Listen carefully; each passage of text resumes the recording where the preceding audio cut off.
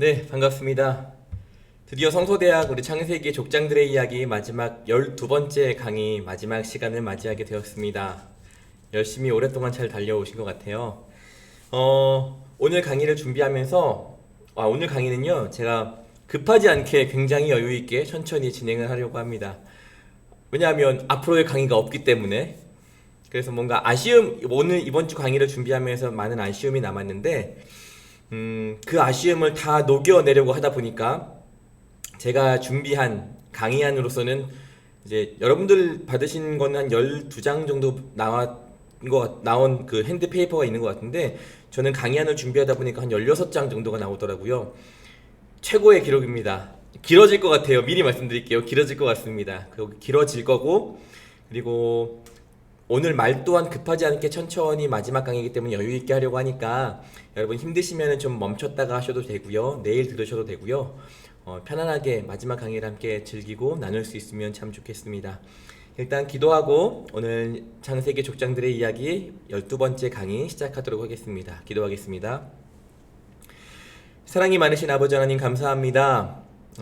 지난 3월달로부터 시작되어서 6월 이번 두 번째 주까지 열심히 달려왔던 이 성서대학 마지막 강의를 이제 시작하려고 합니다. 하나님, 마지막 강의 돌보시는 하나님이라는 제목을 가지고 함께 창세기 46장으로부터 50장까지의 말씀을 나누게 되어질 때에 우리에게 허락하여 주시는 하나님의 은혜들을 온전히 받아 누리게 되는 이 시간들 될 수 있도록 주님 인도하여 주시옵소서. 시작하는 시간입니다. 마치는 시간까지 하나님의 인도하심, 하나님의 이끄심 가운데 우리가 모두 동일하게 그 자리 가운데 머무는 시간 되어지기를 간절히 소망하며 이 모든 말씀 사랑이신 우리 구주 예수 그리스도 이름으로 기도합니다. 아멘. 네. 자, 오늘 보시면은 배경화면 제가 참 고심했습니다. 마지막이라는 것은 늘 언제나 아쉬움이 남는 것 같아요. 그래서 마지막을 어떠한 의미를 두고 우리가 강의를 할 수 있으면 강의를 할까? 그리고 슬라이드에 나타나는 배경화면 하나를 고를 때에도 한 3, 40분 동안 사진들을 막 뒤적뒤적 하면서 배경들을 고르게 되었는데, 이 배경이 가지고 있는 의미가 있습니다. 넓은 바다 해변 모래사장이 보이고 발바닥이 보이게 되어지죠. 끝이 없이 걸어간다. 우리의 여정은 끝이 없이 걸어가게 되어지지만 그럼에도 불구하고 나 혼자 걸어가는 것이 아니라 나와 함께 나와 함께 하여 주시는 여호와 하나님과 그 동행함의 발걸음을 한번 옮겨 보겠노라라고 하는 그 의미를 가지고 해변에 발바닥이 찍혀 있는 그림으로 이번 강의를 준비하게 되었습니다. 돌보시는 하나님이라는 제목이에요.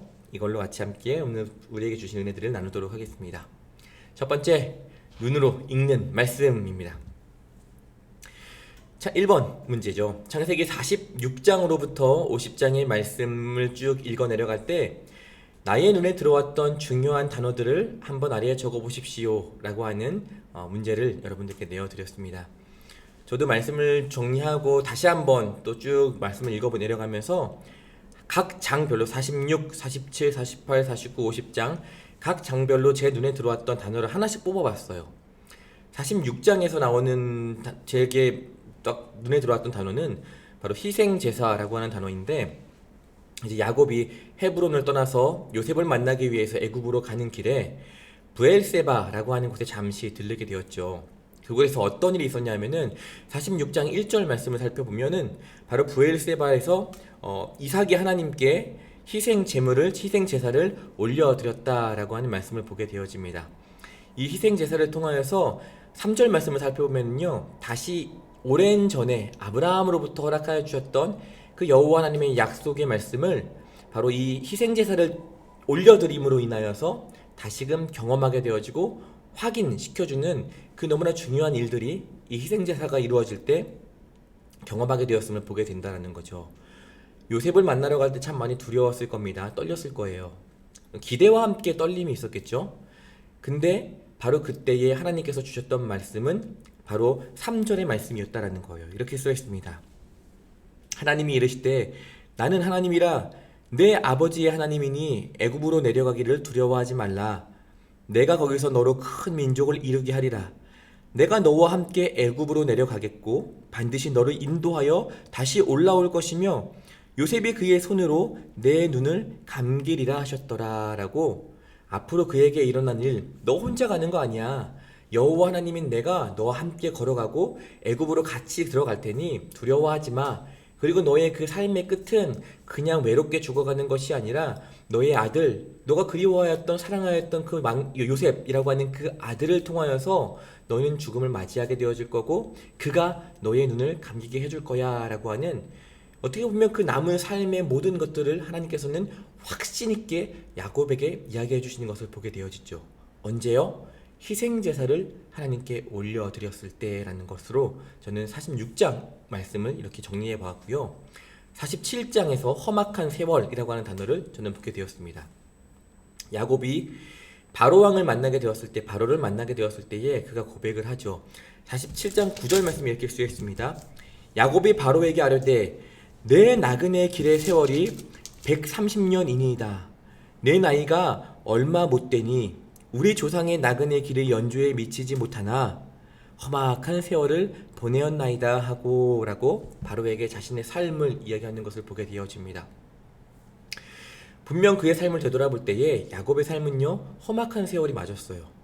그런데 왜 이 험악한 세월이라고 하는 이 단어가 저에게 막 깊이 와닿았냐면은, 이 이야기를 할 때 야곱은 과연 험악한 세월만 떠올리면서 그 이야기를 그쳤을까? 그러지 않았을 거예요. 험악한 세월이 있었지만 그것을 통하여서 여호와 하나님께서 나와 함께 하여 주심을 경험하였고, 그 모든 시간들이, 그 험악한 세월들이 나에게는 곧 은혜의 시간, 그 은혜가 증명되어지는 시간이었음을 아마 바로에게 이야기하고 싶지 않았을까, 그의 마음 가운데 그 중심이 남아있지 않았을까라는 생각을 해보게 되어졌다는 거예요. 그래서 47장에서는 저는 험악한 세월이라고 하는 단어를 뽑아봤고요. 48장에서는 48장 15절에 나를 기르신 하나님이라고 쓰여있는 것을 보게 됩니다. 어떤 장면에서 나오냐 하면 야곱이 요셉을 축복할 때에 이야기하는 장면이에요. 48장 15절에 이렇게 쓰여 있습니다. 그가, 야곱이죠, 요셉을 위하여 축복하여 이르되 내 조부 아브라함과 아버지 이삭이 섬기던 하나님, 나의 출생으로부터 지금까지 나를 기르신 하나님이라고 이야기하죠. 무엇을 의미하느냐? 나를 기르신 하나님, 이것이 곧 야곱의 지난 삶의 고백이었다라는 거예요. 나를 입히시고 먹이시고 나를 살리시고 인도하셨던, 다시 말해서 나를 기르셨던 그 모든 주권이 바로 여호와 하나님께 있었음을, 어떻게 보면 이 삶의 끝자락에서 아들 요셉에게 축복하여 주는 그 순간에 그 마음 깊은 곳에서 진심 어린 고백으로 터져나오지 않았겠냐라는 거죠. 그래서 나를 기르신 하나님이라는 단어가 저에게는 너무나 깊이 와닿았습니다. 그리고 네 번째로 49장 말씀에서는요 25절 말씀에 이렇게 쓰여 있습니다. 전능자라고 하는 단어인데요, 내 아버지의 하나님께로 말미암나니 그가 너를 도우실 것이요 전능자로 말미암나니 그가 내게 복을 주실 것이라. 위로 하늘의 복과 아래로 깊은 샘의 복과 젖먹이는 복과 태의 복이리로다 라고 성경은 이야기하죠. 12아들을 축복하는 말씀이 49장에 나타나게 되어지는데, 특히 49장 25절의 말씀은 12아들 중에서도 야곱이 가장 사랑하고 소중히 여겼던 요셉을 축복하는 이야기 가운데 나오게 되어지는 말입니다. 다시 말해서 전능자는 무엇이냐면은 돕는 하나님, 나를 지금까지 도와오셨던, 나와 동행해 오셨던 모든 것을 능히 이루어내신 하나님이라고 하는 고백이었고요. 그 고백이 요셉의 축복의 시간에 외쳐지고 있다라고 하는 것은 요셉에게도 동일한 그 하나님의 역사가 흘러가기를 야곱은 원하고 있다라는 거죠. 그래서 그 전능자, 하나님을 표현하게 되어질 때에 그 전능자라고 하는 단어가 제게 참 깊이 와닿았습니다. 그리고 마지막이에요. 50장 20절 선으로 바꾸사라고 하는 말씀인데요, 이거는 어떠한 장면이냐 하면은 야곱은 이미 죽게 되어졌고 요셉이 아버지 야곱을 장례한 후에 있었던 일이에요. 이제 아버지가 돌아가셨으니까 이제 요셉의 형제들 있죠, 요셉을 팔아버렸던 요셉의 형제들이 두려웠던 거예요. 아버지로 인하여 요셉이 자신들을 해코지하지 못하고 바라보고 있던 것은 아닌가, 그랬던 그런 아버지가 돌아가셨으니 이제 그 요셉이 우리한테 해코지하면 어떡하지? 라고 막 두려움에 빠져 있을 그 시간에 요셉이 형제들을 향하여서 이야기했던 것이 바로 50장 20절의 말씀이다라는 거죠. 이렇게 쓰여 있습니다.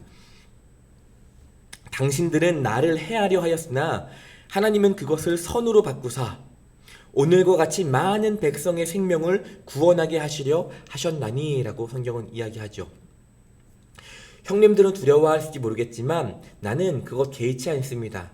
형님들이 지난 오랜 시간 전에 나에게 어떤 해코지를 하였던 것에 대하여서 나는 개의치 않습니다. 다만 그 모든 일의 주권이 여호와 하나님께 있었고 형님들은 나를 팔았을지 모르겠으나 그것을 선으로 바꾸셔서 하나님께서 지금 이 상황 가운데 우리들을 마주하게 하셨고 나를 통하여 형님들을 그리고 아버지 야곱 이스라엘을 살려내셨다라는 것을 이야기하는, 어떻게 보면 야곱의 그 확신에 찬 그의 신앙 고백이 바로 이것이지, 요셉의 확신에 찬 신앙 고백이 바로 선으로 바꾸사라는 말이지 않았을까라는 생각을 해보게 된다라는 거죠. 잘 보세요. 희생제사, 험악한 세월, 나를 기르신 하나님, 전능자, 선으로 바꾸사. 결국에는 이 다섯 가지의 단어들이 무엇을 의미하는 것이냐면은 여호와 하나님의 그 능력, 각각의 삶, 야곱의 삶을 통하여, 형님들의 삶을 통하여, 요셉의 삶을 통하여 그 모든 역사를 이루어 가시고 만들어 가시는 여호와 하나님을 증거하고 있는 것이 바로 제가 보게 되어졌던 46장으로부터 50장까지의 말씀, 단어들, 키워드들이었다라는 겁니다. 이어서 두 번째 문제를 함께 나누어 볼게요. 창세기 48장 5절에서 야곱이 요셉이 낳은 자녀 두 아들 있잖아요. 므낫세와 에브라임이 있습니다. 이 두 아들을 자신의 아들이라고 소개하고 있는 것을 보게 되어져요. 왜 야곱은 요셉의 아들, 다시 말해서 원래는 손주들이 되어져야 될 텐데 요셉의 아들들을 굳이 자신의 아들이라고 이야기하는 걸까라는 질문을 던져보았습니다. 간단합니다. 이 두 손자를요, 이제는 두 손자의 자리로 그치는 것이 아니라 야곱의 그 반영, 야곱의 그 흐름, 그 핏줄로 불러들이는 거예요. 이 두 아들을, 야곱의 그 손자를 아들의 자리로 격상시키면서, 쉽게 말하면 입양이라고 표현하면 좋을 것 같은데, 격상시키면서 그 12지파를 형성하게 되어지는 매우 중요한 중심이 바로 48장 5절 말씀, 요셉의 자녀들을 아들로 삼은 야곱의 이야기이다라는 겁니다. 특히나 요셉은요, 야곱이 너무나 사랑했던 라헬의 두 아들 베냐민과 요셉, 두 아들 중에 너무나 사랑했던 요셉이었잖아요. 그의 핏줄, 다시 말해서 므낫세와 에브라임을 더 깊이 사랑하고 그 핏줄을 이어가고 싶었던 그의 마음을, 야곱의 마음을 우리들은 이 사건을 통해서 보게 되어진다라는 거죠. 세 번째입니다. 창세기 50장 19절로부터 21절까지의 말씀. 요셉은 어떠한 마음으로, 창세기 50장 19절로부터 21절의 말씀은 요셉이 형들에게 전하는 자신의 마음입니다. 요셉은 어떠한 마음으로 형들에게 이야기를 하고 있었을까 한번 고민해 보십시오 라고 이야기를 하죠. 50장 19절에서부터 21절 이렇게 쓰여 있어요. 아버지 야곱이 돌아가신 이후에 불안해하는 요셉의 형들에게 요셉이 했던 이야기입니다. 요셉이 그들에게 이르되 두려워하지 마소서, 내가 하나님을 대신하리이까. 당신들은 나를 해하려 하였으나 하나님은 그것을 선으로 바꾸사 오늘과 같이 많은 백성의 생명을 구원하게 하시려 하셨습니다 라고 하는 이야기를 하게 되어지죠. 아마 이 이야기를 하게 되어질 때에 불안해하는 형들의 모습을 보게 되어질 때에 요셉의 마음은 이러지 않았을까라는 생각을 해보게 됩니다. 자신의 진심을 알아주지 못하는 그 형들에 대한 조금은 야속함이 있기도 하였을 것 같고요. 그렇기 때문에 어떻게든 나는 그렇지 않아, 형들을 해코지하지 않을 거야, 나는 형들을 너무나 사랑해, 형들을 내가 지켜낼 거야 라고 하는 그의 진심을 어떻게든 전하고 싶었던 요셉의 마음이진 않았을까 라는 생각들을 해보게 되어지고요. 말씀을 자세히 보면 19절에 이렇게 쓰여 있죠. 요셉이 그들에게 이르되 두려워하지 말라, 두려워하지 마소서, 내가 하나님을 대신하겠습니까? 라고 요셉은 이야기하죠. 자신보다도 하나님이 드러나기를 원하는 마음, 이 모든 문제의 해결은 내가 만들어내고 바꾸어낼 수 있는 것이 아니라 하나님만이 문제의 해결자 되시는 이임을 고백하고 있는 요셉의 마음을 또한 보게 되어지고요. 이 모든 뜻은 하나님께 있음을 인정하며 형들에게 간곡함으로 나아가는 우리 요셉의 모습을 보게 되어진다라는 것입니다.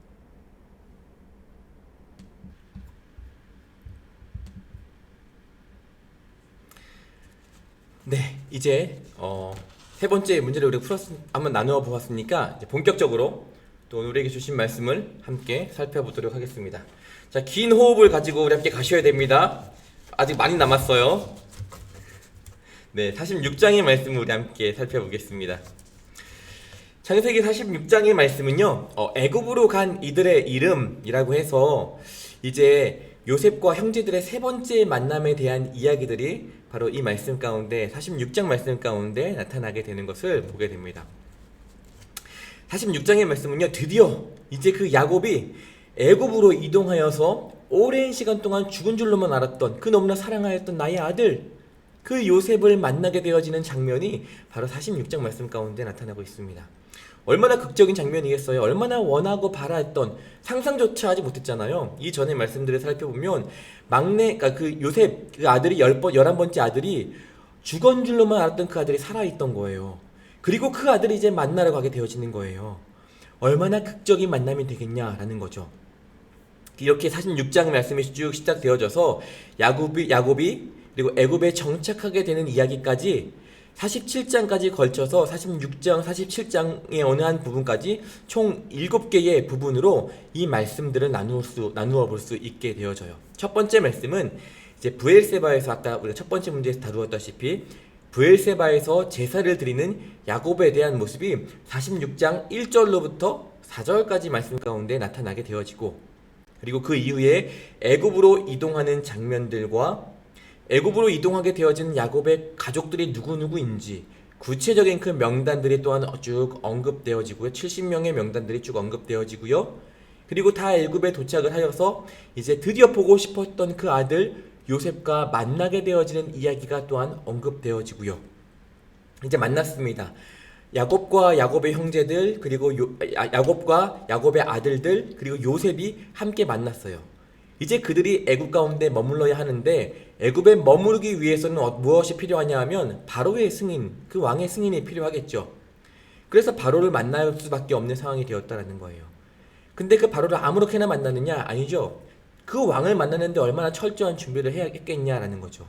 요셉이 형들에게 이야기합니다. 바로를 만날 때에 이렇게 얘기해야 됩니다 라고 정확하게 알려주는 내용들이 46장 31절로부터 34절까지 준비의 과정들이 나오게 되어지고, 그 이후에 드디어 바로와의 만남에 대한 이야기들과, 그리고 마지막으로 애굽에 머물게 되어진 아버지와 형제들을 보호하고 지키게 되어지는 요셉에 대한 이야기로 46장 1절로부터 시작하여서 47장 12절까지의 말씀이 큰 하나의 덩어리, 그리고 그 덩어리를 7개의 세분화되어진 자그마한 덩어리로 우리들은 말씀을 나누어 살펴보게 되어질 것입니다.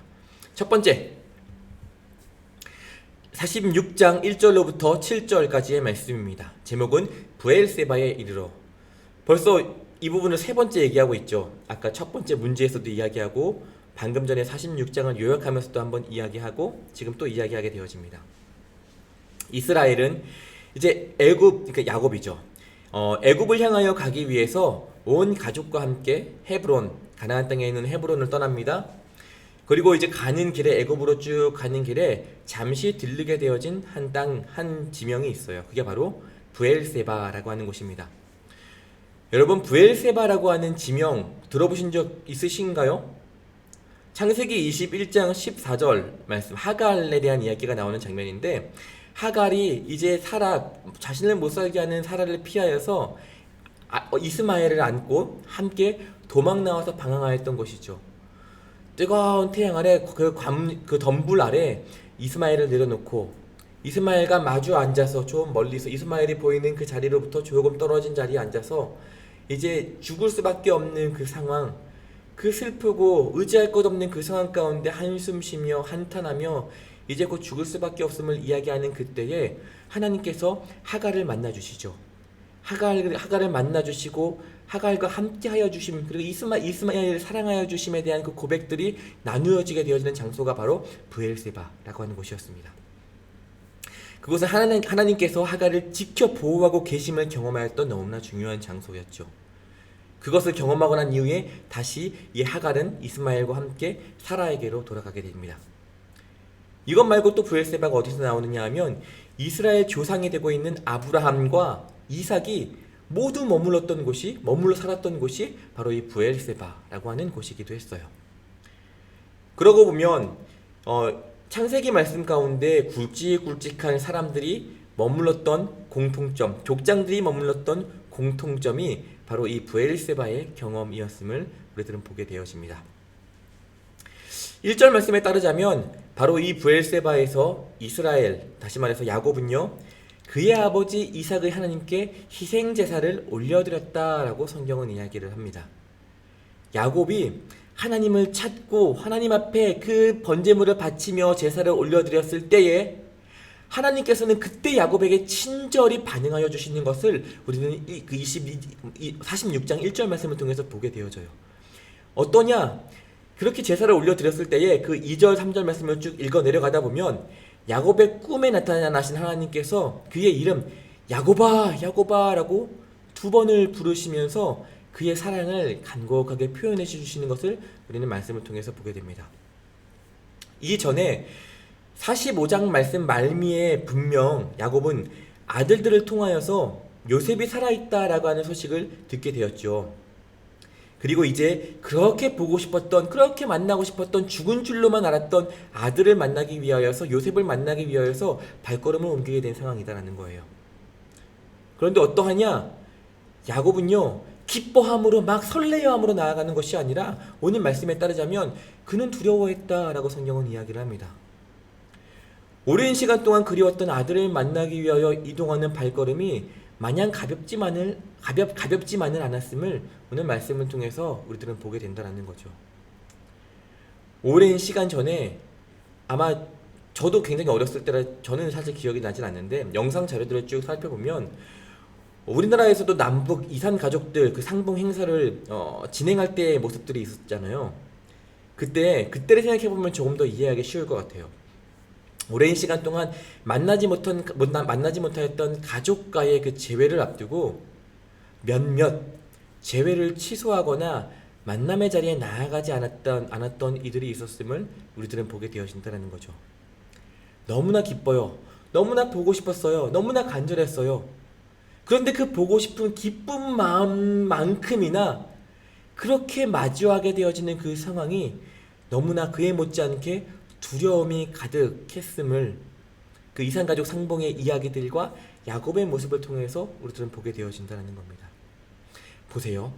그렇게 두려워하는 그 상황 가운데 자신을 2번이나 불러주시는 하나님의 음성, 야곱아 야곱아 라고 불러주셨던 그 음성이 야곱에게 얼마나 큰 위로로 다가왔을까 우리들은 생각을 해보게 된다는 거죠. 격려가 되었을 거예요. 갈까 말까 두려워하며 멈칫멈칫하였던 그 야곱에게 내 이름을 불러주시는 그 여호와 하나님께서 나와 동행하여 주시고 계시는구나, 나와 함께하여 주고 계시는구나 라고 하는 그 확신이 들었을 것이다 라는 거죠. 하나님께서는요 그렇게 당신의 사랑하는 자녀들을 세세하게 살펴보고 계세요. 마음 한켠이 무너져 내리지 않을까, 걱정과 두려움에 얽매여 그의 삶이 아픔 가운데 머무르진 않을까, 하나님께서는 늘 지켜보고 계심을 우리들은 잊지 말아야 한다라는 겁니다. 계속 이어가 볼게요.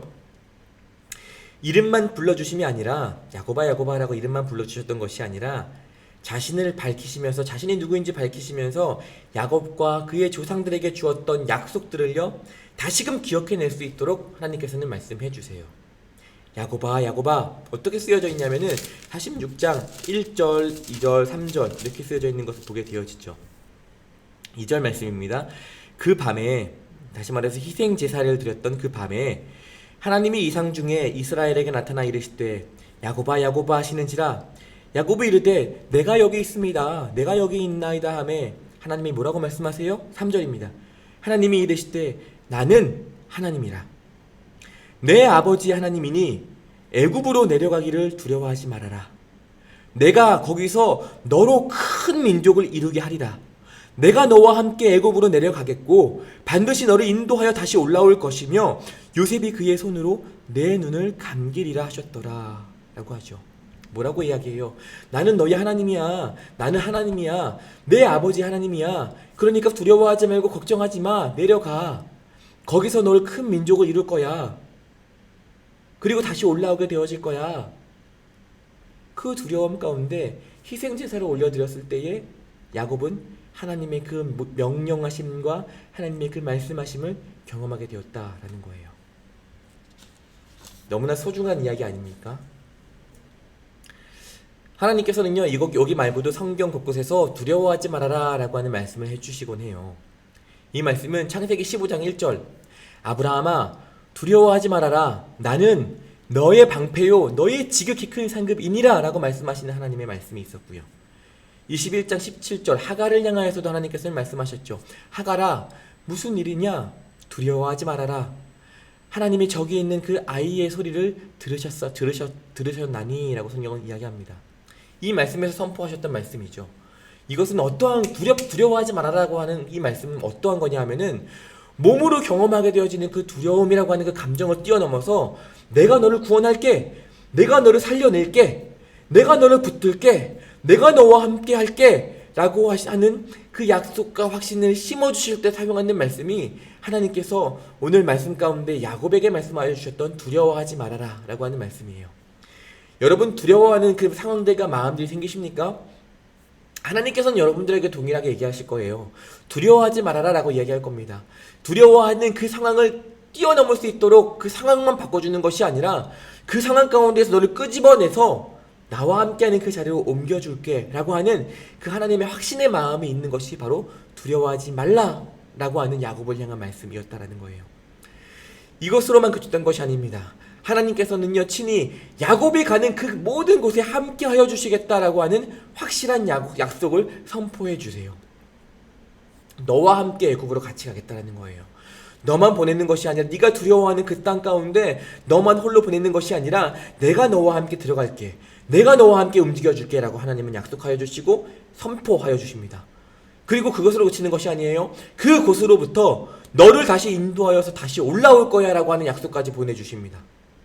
이 모든 것이 두려움 가운데 브엘세바에서 하나님께 제사를 드린 후에 경험하게 되었던 일들임을 우리들은 깨달아야 한다라는 것이죠. 아멘이십니까? 아멘. 자, 8절로 27절까지의 말씀입니다.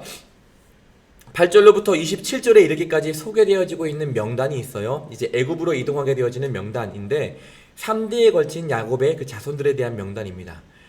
이 명단을 한번 살펴보면 애굽으로 가서 이스라엘 12지파를 이룬 이들이 누구인지 모두 확인할 수 있어요.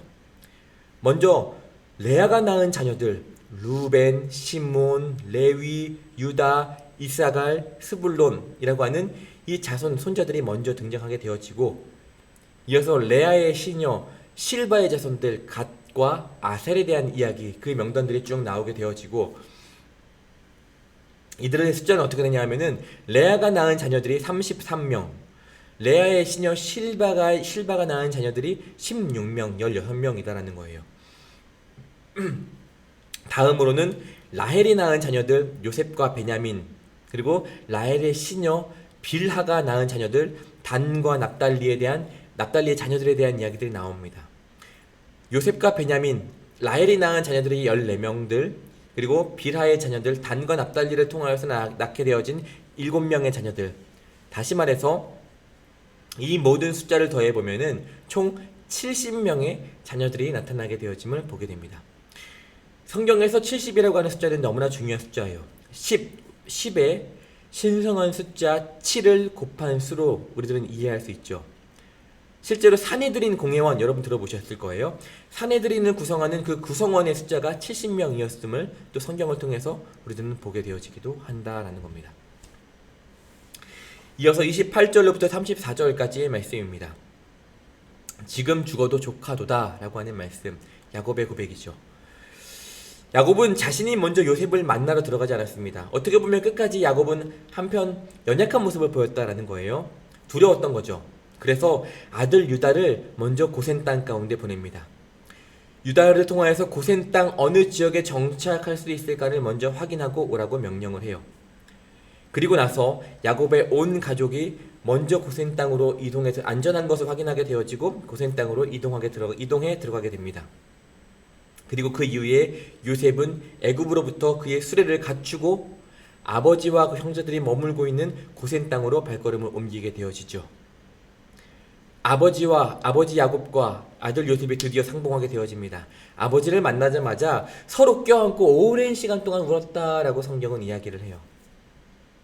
얼마나 오랜 시간 동안 떨어져 있었기 때문에 얼마나 보고 싶었고 얼마나 슬프고 얼마나 격한 감정들이 올라왔겠습니까?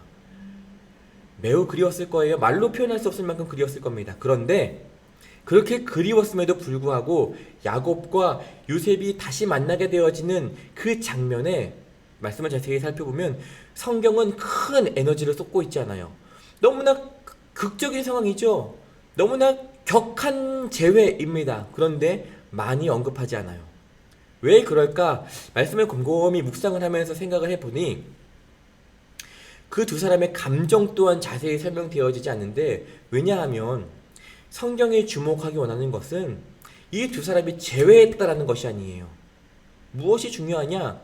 이 두 사람을 다시 만나게 하신, 다시 말해서 야곱의 삶을 인도해 오셨고 요셉의 삶을 인도해 오신 이가 누구인지, 그리고 이렇게 각자의 삶을 인도해 와서 서로를 지키고 보호하신 여호와 하나님께서 다시 만나게 해주셨다. 다시 만나게 해주신 이가 누구냐? 그것은 바로 여호와 하나님이다. 진짜 드러나야 하고 진짜 주목받아야 하고 진짜 알아야 하는 것, 중요한 것은 바로 그들을 지켜보아야 주셨고 만나게 하시니 그게 바로 여호와 하나님이라고 하는, 이것이 너무나 중요했기에 그들의 만남은 조금 한 걸음 뒤에서 바라보고 있는 이 창세기 저자의 말씀이지는 않은가라는 생각을 해보게 됐다라는 거죠. 이스라엘은, 다시 말해서 야곱은 이제 아들 요셉을 만나게 되어졌고 뭐라고 고백하냐면, 이제 여한이 없다, 나 지금 죽어도 족하다 라고 말할 정도로 큰 감사를 고백하는 것을 보게 됩니다. 요셉은요, 자신이 가족과 상봉하게 된 사실을 이제 바로에게 바로 알리게 되어지죠. 그리고 가족들을 바로에게 어떻게 소개하면 좋을 것인가에 대하여서 고민합니다. 그리고 바로가 부르게 되었을 때에 자신들을 어떻게 바로에게 소개하면 좋을지 그 요셉의 가족들에게 이렇게 이야기하십시오 라고 하는 이야기들을 자세히 설명해 줍니다.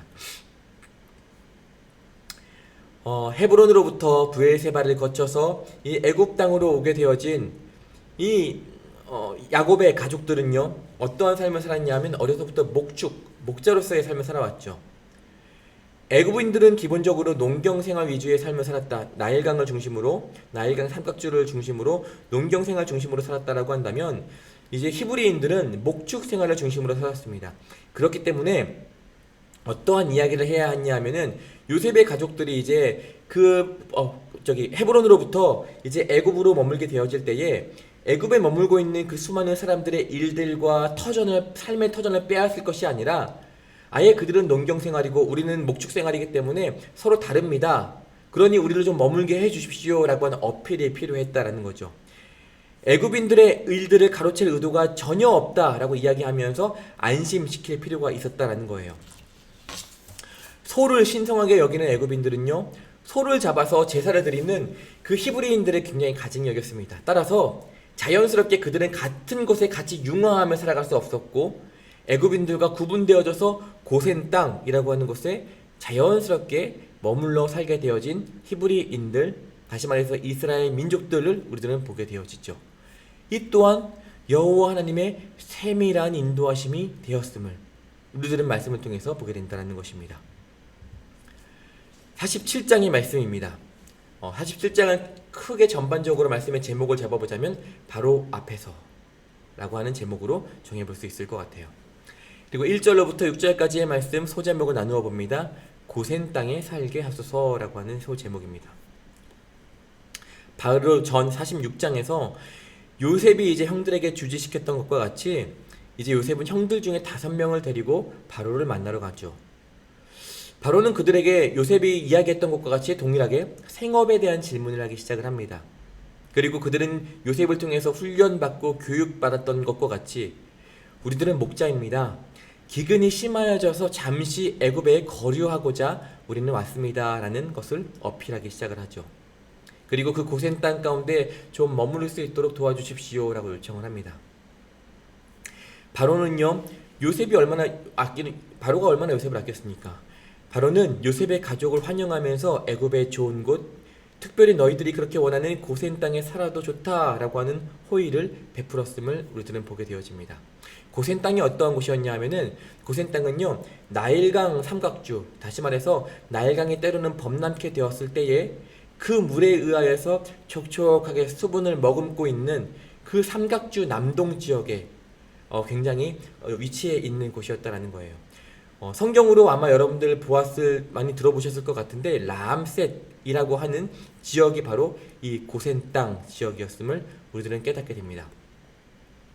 이곳에 머물게 되어지면서 이제 야곱의 가족들은 애굽에서 바로 왕이 인정하는 공식적인 거주 외국인들이 되었다라고 성경은 이야기합니다. 이제 7절로부터 10절까지의 말씀을 살펴보겠습니다.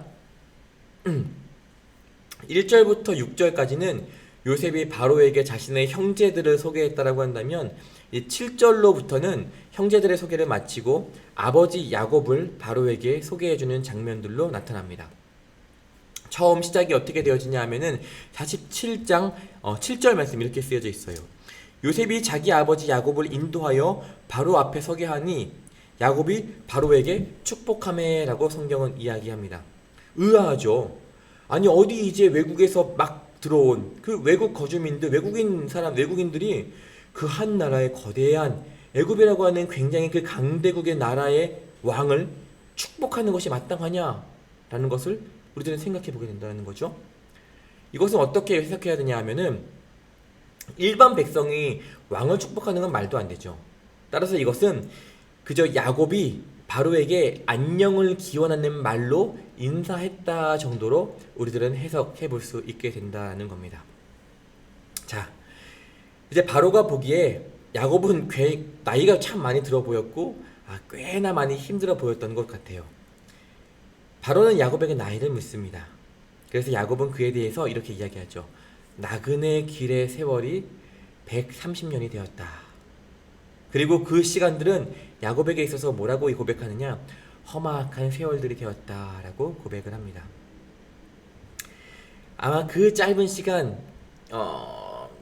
나는 나그네 길이 130년 되었고 험악한 세월을 살아왔습니다라고 이야기하는 그 찰나의 순간, 아마도 이 야곱의 머릿속에는 지나간 자신의 그 삶의 모습들이 주마등처럼 필름처럼 쫙 스쳐 지나가지 않았을까라는 생각을 해보게 됩니다.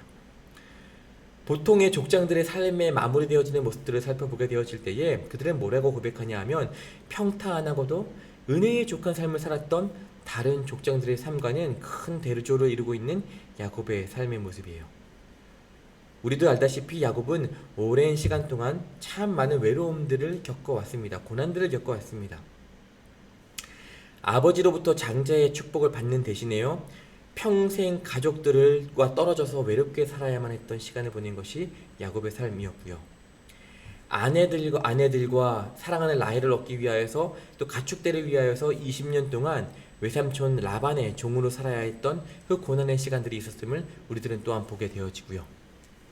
또 마지막으로 가장 사랑하는 아들 요셉을 잃었던 그 뼈 아팠던 시간들 또한 있었음을 우리들은 말씀을 통해서 보게 되어집니다. 게다가 다른 조상들에 비해서 수명 또한 많이 길지 않는 모습을 보게 되어지죠. 그 모든 시간들이 쭉 스쳐 지나간 거예요. 짧은 순간에. 그래서 고백하죠. 험악한 시간이었다. 험악한 세월이었다. 나그네의 길이 130년이었다 라고 고백합니다. 그런데 보십시오. 그 130년이라고 하는 그 시간 동안 야곱은 혼자 살아왔을까? 혼자 걸어왔을까? 외로웠지만 한편으로는 하나님의 그 보호하심, 하나님의 수많은 은혜의 자리들에 있었던 야곱의 모습을 또한 보게 되어진다는 거예요. 여러분들이 걸어왔던 그 삶의 시간들을 한번 쭉 되돌아보십시오. 여러분들의 삶에 경험했던 험악한 세월, 험악한 시간 어느 때였었습니까? 그리고 더불어 같이 한번 또 생각해 보십시오. 그 험악한 시간 속에서 하나님께서는 나에게 어떠한 은혜를 허락하여 주셨는지, 험악한 세월, 험악한 시간들만 나에게 분명 허락하여 주시지는 않으셨을 것입니다. 험악한 시간을 통하여서, 험악한 세월을 통하여서 하나님을 보다 더욱더 인격적으로, 하나님을 보다 더욱더 깊이 만나게 되어지는 은혜의 시간도 그 시간 가운데 동일하게 존재하였을 우리들의 삶의 모습이 있음을 우리들은 기억해낼 수 있다라는 것입니다.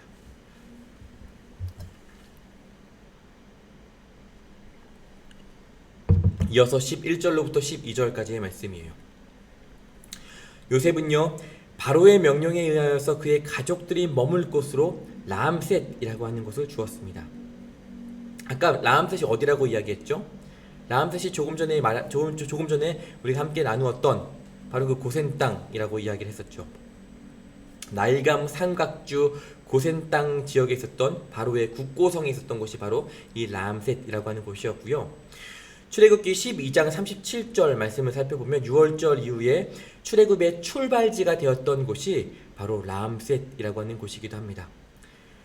요셉의 가족들은요, 바로에 의하여서 이 땅의 소유주가 되었습니다. 소유라고 하는 히브리어 단어들을 살펴보면요, 아후자라고 하는 단어가 있는데 어떠한 의미를 가지고 있냐면은 영구적으로 머물다, 영구적으로 거주하다라고 하는 의미를 지니고 있다라는 거예요. 이것을 통해서 깨닫게 되어지는 것은 무엇이냐면은 이제 영구적으로 머물 수 있도록 야곱의 가족들이 은혜를 입었다, 애굽에 머물 수 있도록 거주를 허락받았다라는 것을 의미하고 있다는 겁니다. 이것뿐만 아니라 이제 요셉을 통하여서 먹을 것과 생필품들을 제공받았고 가축들을 키울 수 있는 모든 조건들을 제공받았어요. 두려워하며 이 고센 땅 애굽으로 들어왔던 야곱, 더 이상 이제 야곱과 야곱의 가족들은요, 두려워할 필요가 없습니다. 기근을 두려워할 필요가 없게 되었고요. 새로운 땅에 들어왔지만 이방인으로, 외국인으로 거주하게 되었지만 자신들이 떳떳하게 살아갈 삶의 터전과 모든 기반들을 제공받게 되어지는, 체험받게 되어지는 은혜를 경험했다는 거예요. 잘 보세요. 그들이 어떤 노력을 했습니까? 그곳에서 살고자 막 부단히 애쓰고 노력했을까요? 아니요. 자연스러웠어요. 하나님의 계획하심, 하나님의 은혜였다라는 겁니다. 우리가 아무리 애쓰고 노력하여도 떳떳하게 당당하게 살아갈 수 있는 것이 아니라 하나님께서는 우리의 필요와 또 우리에게 채워주시고자 하는 그 모든 것들을 이미 준비하여 놓으셨고 그 때를 지켜보고 계시다라는 거예요.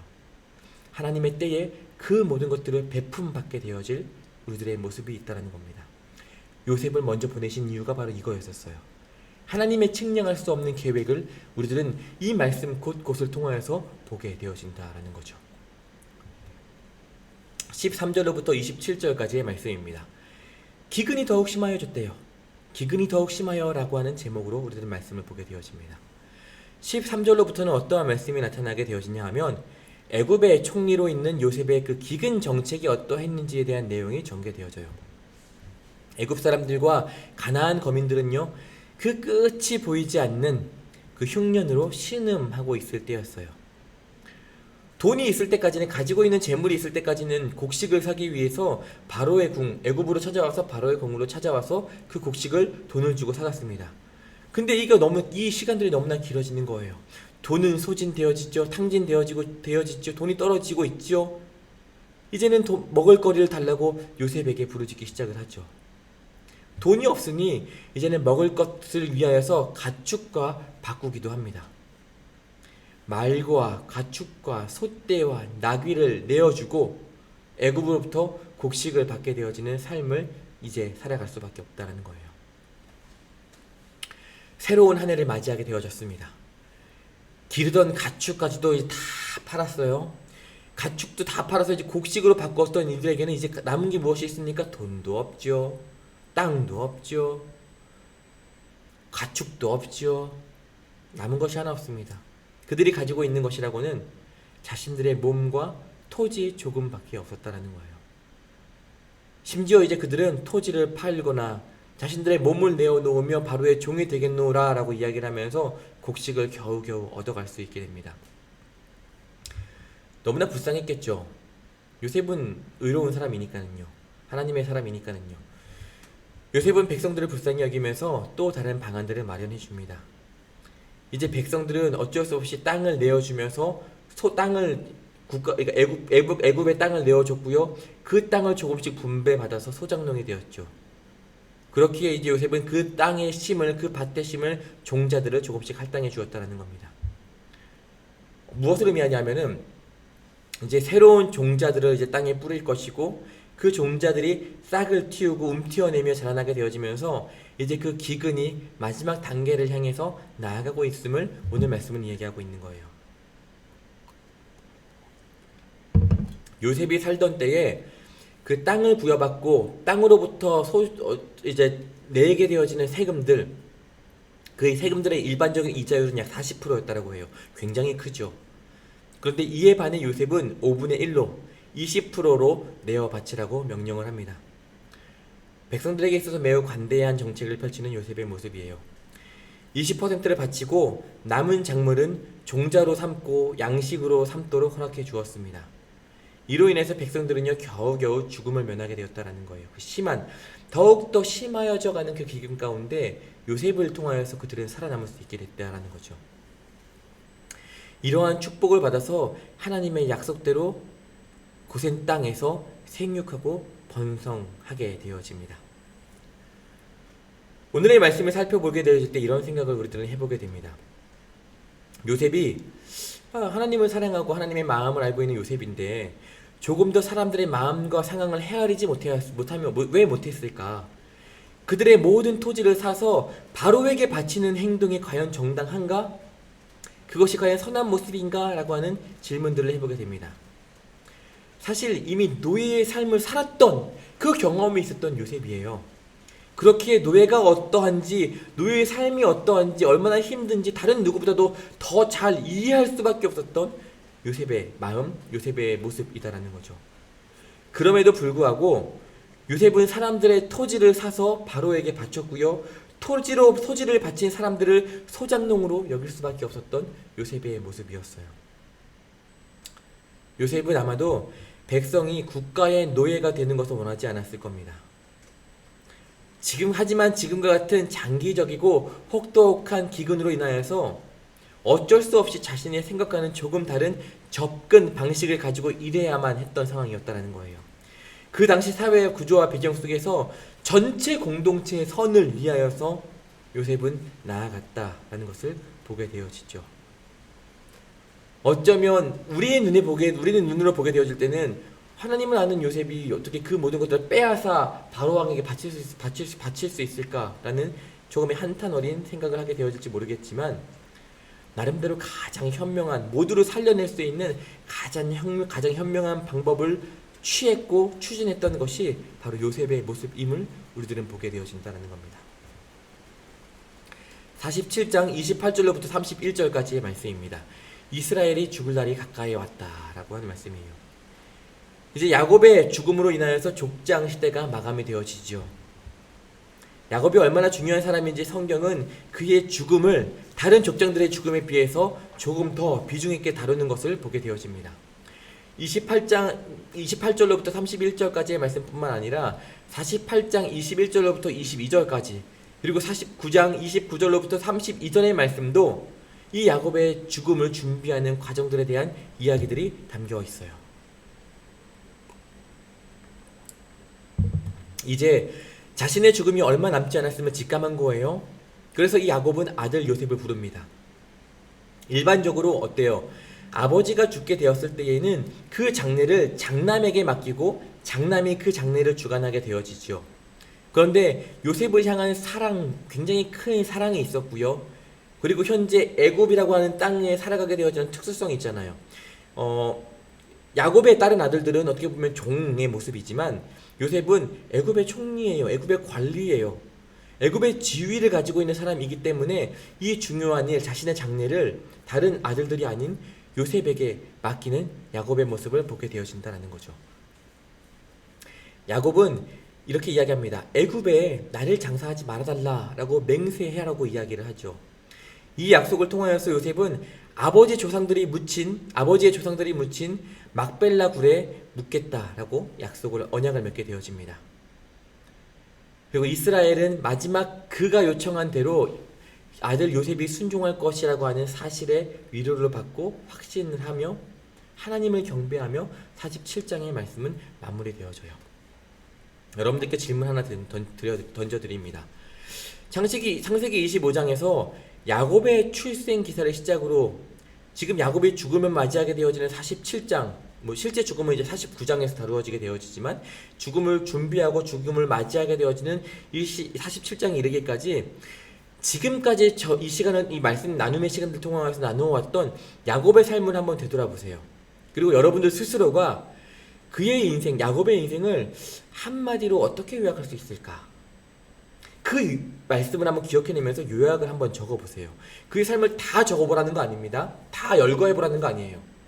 그 전체의 삶을 하나로 꿰어본다라고 한다면 어떠한 것으로 그의 삶을 표현할 수 있을까?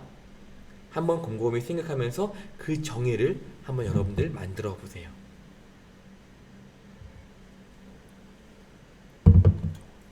48장의 말씀입니다. 아우가 그보다 큰 자가 된다 라고 하는 말씀이에요. 48장의 말씀에는 두 아들에 대한 축복, 다시 말해서 요셉의 두 아들 므낫세와 에브라임에 대한 축복에 대한 이야기가 담겨 있습니다. 아버지 야곱이 이제 병들었다라는 소식을 듣게 되어 어제 오래 남지 않았구나 라는 것을 아들 요셉은 직감적으로 깨닫게 되어졌습니다. 그래서 요셉은 자신의 아들 므낫세와 에브라임을 데리고 아버지를 방문합니다. 그리고 그 자리에서 아버지 야곱을 통하여서 두 아들은 축복을 받게 되어지죠. 그런데 우리는 조금 의아한 것을 보게 되어집니다. 무엇이냐면은 요셉의 아들이기 때문에 손자가 되어지잖아요. 근데 야곱은 요셉의 이 두 아들을 자신의 아들로 삼아요. 48장 5절의 말씀 이렇게 쓰여 있습니다. 내가 애굽으로 와서 내게 이르기 전에 애굽에서 내가 낳은 두 아들 에브라임과 므낫세는 내 것이라, 요셉의 것이라는 거예요. 루우벤과 시므온처럼 내 것이 될 것이요 라고 성경은 이야기하고 있습니다. 요셉의 두 아들을 자신의 아들로 삼는 것, 바로 여기가 이 말씀이 너무나 중요한 이유가 뭐냐면 이스라엘 지파, 12지파의 구조가 바뀌어지는 내용이기 때문이에요. 특히 48장의 말씀은 5개의 장면으로 구성되어지는데 이렇게 구성이 됩니다. 먼저 요셉이 병든 야곱을 방문하게 되어지는 장면이 나오고요. 야곱이 이전에 자신이 받았던 축복의 그 내력들을 이야기하고 전해주는 모습이 나오게 되어지고요. 요셉이 두 아들을 공식적으로 야곱에게 소개하는 장면이 나오게 되어지고요. 아버지 이스라엘이 요셉과 에브라임과 므낫세를 축복하는 장면이 나오게 되어지고 마지막으로 가나안의 특별한 유업을 요셉에게 남기는 장면으로 오늘의 말씀은 구성되어져 있습니다. 48장의 말씀은 구성되어져 있습니다. 48장 1절로부터 7절까지의 말씀입니다. 하나님이 내게 복을 주시며 라고 하는 말씀이에요. 아버지가 병들었다는 소식에 요셉은 므낫세와 에브라임을 데리고 야곱 아버지를 방문하죠. 요셉이 왔다라고 하는 그 소식에 얼마나 기뻤던지 병중에 누워있는 아버지 야곱이 힘을 내어서 침상에 이렇게 걸터 앉았습니다. 야곱은요, 베델에서 자신에게 나타나셔서 약속하셨던 여호와 하나님에 대한 이야기를 설명하기 시작을 해요. 베델의 이야기가 창세기 28장과 35장 가운데 나타나게 되어지는데 어떠한 약속을 하셨냐면은 내가 너로 생육하고 번성하게 하여 내게서 많은 백성이 나게 하고 내 땅 이 땅을 내 후손에게 주어 영원한 소유가 되게 하리라 라고 하는 말씀이었습니다. 창세기에 나타났던 축복이기도 하죠. 남을 속이던 자에서 이제 하나님을 온전히 신뢰하는 자로 변화되어진 우리 야곱의 모습을 보게 되어진다는 겁니다. 여러분들께 또 질문을 드립니다. 야곱은 두 아들 므낫세와 에브라임을 축복하기 전에 왜 과거 하나님께서 자신에게 부어주셨던 그 축복을 이야기하는 것일까? 우리들은 질문을 던져보게 됩니다. 야곱의 생의 그 마지막 부분에 과거 하나님께서 자신에게 약속하여 주셨던 내용들을 전해주면서 스스로는 과거의 하나님의 인도하심을 먼저는 기억하고요. 숨을 거두기 전에 아들들에게 축복을 전달하게 될 자신의 권위를 다시 한번 확인하는 데 있어서 이 말씀이 쓰여져 있는 것을 보게 되어진다는 거예요. 자, 이제 삶의 끝자락을 맞이하는 야곱의 모습입니다. 그런 상황 가운데 자녀들이 찾아왔고요. 자녀들에게 어떠한 이야기인가를 무엇인가를 전해줘야 하는 상황이 왔다라고 한다면 어떠했을까? 아마 자신의 삶에서 가장 소중한 이야기를 전해주지 않았을까라는 생각을 해보게 되죠. 바로 그 이야기의 주인공은요, 내가 아니라 여호와 하나님이심을 야곱의 고백을 통해서 우리들은 보게 된다는 겁니다. 여러분들에게 또 질문 드립니다. 오늘 마지막 수업이라 질문이 굉장히 많은데, 여러분들이 삶의 끝자락을 마주하게 되었다라고 한다면 나는 과연 사랑하는 이들에게 나의 하나님을 어떠한 식으로 소개할 수 있을까? 지나온 여러분의 삶을 한번 되돌아보면서 야곱과 같이 여러분의 그 하나님은 어떠한 분이신지, 무엇이라고 소개하고 전해줄 수 있을지 한번 고민하여 보시고 한번 그 밑에다가 적어볼 수 있으면 참 좋겠습니다. 한번 고민하여 보세요. 48장 말씀 가운데 매우 중요하게, 이제 이어서 말씀 나누자면 48장 말씀 가운데 매우 중요하게 여겨지는 부분이 5절 이후에 나타나는 부분이에요. 5절 이후에 어떤 말씀이 나타나냐면은 실제적으로 이제 요셉의 아들 이기에 므낫세하고 에브라임은요, 야곱에게 있어서는 사실 손자이잖아요. 근데 5절의 말씀을 통하여서 자신의 아들이라고 하는 그 지위로, 손자의 자리에서 아들의 그 학렬, 그 지위로 격상시키는 것을 보게 되어져요. 므낫세와 에브라임은 어떠한 자식이냐면은 온의 제사장 보디베라의 딸 아스낫과 요셉 사이에서 태어난 아들들이에요.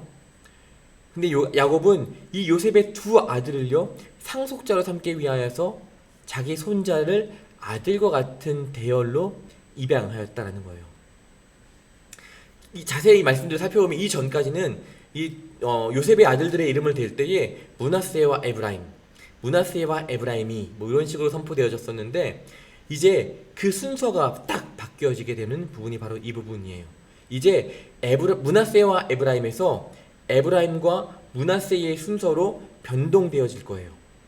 이것은 뭐냐 하면 야곱이 곧 그들의 그 순서를 바꾸어 축복을 전해주고자 하시는 암시가 깔려 있음을 우리들의 말씀을 통해서 깨닫게 된다라는 겁니다. 이어서 8절로부터 14절까지의 말씀입니다. 이어서 8절을 살펴보면 방금 전까지 야곱이 요셉의 아들들의 이름을 불렀어요. 므낫세, 에브라임 이렇게 이름을 부르면서 여러 가지 과거에 대한 이야기들을 분명 다 전해줬거든요.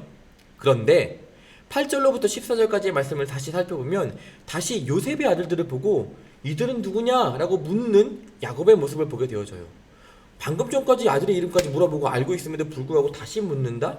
이게 무슨 이야기의 구조지? 우리들은 의문을 갖게 되어진다는 거죠. 근데 많은 성경학자들은 이 부분을 어떻게 해석하냐 하면, 첫 번째, 아마 야곱은 나이가 이제 많이 들었기 때문에 선명한 시력을 갖지 못하였을 것이다. 그래서 이 아들이 누구냐, 이들은 누구냐라고 대묻는 것이었을 거다라고 하는 게 첫 번째 주장이고, 두 번째는 이제 축복을 하게 되어지는데, 축복하기에 앞서서 축복을 받게 되는 이들이 누구인지를 다시 한번 재차 확인하는 작업이 바로 이 작업이었다. 야곱이 그 손주들의 이름을 부르는 것이었다라고 이야기하는 성경학자들도 있음을 보게 되어집니다. 실제로 어떤 예가 있냐면, 여러분 세례식 같은 거 진행할 때, 유아 세례식은 좀 아니긴 한데 세례식이나 입교식을 진행하게 되어질 때 어떻습니까? 각 사람의 이름을 호명하잖아요. 누구 네 하면서 일어나잖아요. 어떻게 보면 이것과 비슷한 결을 가진 것으로 우리들은 이해할 수 있게 된다라는 거예요. 아직 안 끝났구나. 네, 본격적으로 이제 두 아들에 대한 축복이 시작이 되어집니다. 야곱의 눈이 어두운 상황에서 이제 요셉의 자녀들에게 축복을 전해주는 모습이 어떠하냐면은, 과거에 이삭이 눈이 어두워서 에서의 축복을 가로챌 수 있었던 야곱의 그 지난날의 과거를 암시하는 것과 같은 모습이 바로 오늘 본문 말씀임을 깨닫게 되어집니다. 27장 1절의 말씀과 참 많이 닮아 있어요. 이제 축복이 진행됩니다. 아버지 요셉은 야곱의 오른손에 축복을 받을 수 있도록 형 므낫세를 위쪽에 위치시키고, 반대로 야곱의 왼손에 축복을 받을 수 있도록 아우 에브라임을 위치시킵니다. 자연스럽게 장자인 므낫세의 머리에 장자로서의 축복이 내려질 수 있도록 서 있는 구도였었어요. 그런데 정작 축복의 시간들이 진행되어지자 방금 전까지 눈이 어두워서 보지 못하였던 야곱임에도 불구하고 손을 엇바꾸었어요. 엇바꾸어서 자신의 오른손을 아우 에브라임의 머리에, 자신의 왼손을 형 므낫세의 머리에 이렇게 올려놓습니다. 이것은 어떠한 것을 의미하냐면은 이제 이스라엘이 정확한 리더로 확정한 사람이 누구인지를 강조하기 위해서 이 장면을 묘사하고 있다는 거예요. 야곱이 왜 손을 엇갈려서 동생 에브라임에게 축복을 허락하셨을까? 우리는 질문하게 됩니다. 근데 안타깝게도 성경은 야곱이 손을 엇갈려서 동생에게 왜 큰 축복을 내렸는지 명확히 이야기하고 있지 않아요. 이러한 축복으로 인하여서 므낫세는 창세기에서 어떤 이유에서든지 지금 지나가 버리고만 장자의 긴 목록의 이름이 올라오게 되어지죠. 가인, 이스마엘, 에서, 루벤, 세라, 여기 므낫세의 이름이 더해지는 것을 우리들은 볼 수 있다라는 것입니다. 이스마엘과 이제 이삭의 경우에 하나님은 아브라함에게 직접적으로 이삭이 장자여야 한다라고 말씀하셨어요. 반대로 또 에서와 루벤의 경우에는 자신들의 저지른 행동들 때문에 장자의 지위를 잃어버리고 말았죠. 그런데 므낫세는 어때요? 자기 지위를 잃어버릴 어떠한 일도 하지 않았고 야곱은 에브라임을 높이라는 계시도 받지 않았다라는 거죠. 다만 축축 가능한 것은 무엇이냐 하면 고대 근동에 할아버지 혹은 아버지가 장자에 대한 상속법을 무시하고 스스로 장자를 선택할 수 있는 권리가 있었음을 우리들은 깨달아야 한다라는 것입니다. 이제 15장 또 15절과 16절 말씀을 함께 살펴보게 되어지는데요. 이제 이스라엘은요, 에브라임과 므낫세에 대한 축복을 마치고 이제 요셉의 아들에 대한 축복을 마치고 이제 진짜 자기 아들 요셉을 위해서 축복을 하게 되어집니다. 사실은 자신의 아들이 되어지는 요셉을 축복해야 함에도 불구하고 이스라엘은, 야곱은 요셉의 두 아들을 먼저 축복했었어요. 그쵸? 이것은 무엇이냐 하면은 그 아들 요셉의 손자, 그러니까 야곱의 손자가 되어지죠. 두 아들들을 축복하는 것은 곧 아버지인 요셉을 축복한 것과 마찬가지야 라고 하는 그 많은 성경학자들의 견해가 있는 것을 보게 되어져요. 야곱은요, 요셉을 축복함에 있어서 먼저 자신이 하나님을 어떻게 생각하고 여기고 있는지를 먼저 보여주는 듯한 이야기를 야곱은 하게 되어져요. 뭐라고 하냐면 이렇게 이야기하죠. 축복하면서 내 조부 아브라함과 아버지 이삭이 섬기던 하나님, 나의 출생으로부터 지금까지 나를 기르신 하나님이라고 고백하며 요셉에게 축복해 주는 것을 보게 되어집니다. 이러한 고백을 통해서 우리가 깨닫게 되어지는 것이 있어요. 그게 뭐냐면 여호와 하나님을 향한 나의 온전한 고백이 먼저 있어야지 그 신앙을 누군가에게 전수해 줄 수 있다라는 것을 우리들은 오늘 이 야곱에 대한 모습을 통해서 보게 되어진다는 거예요. 저도 그렇고 하면 여러분들도 동일할 겁니다. 자녀들에게 온전한 신앙을 전수하고 싶어 해요.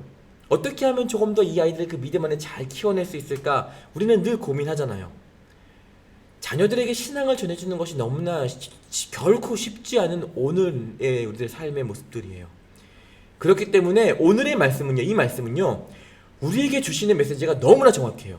확실합니다. 그게 뭐냐 하면 내가 먼저 고백하지 못하면 그 신앙을 전해줄 수 없다는 거예요.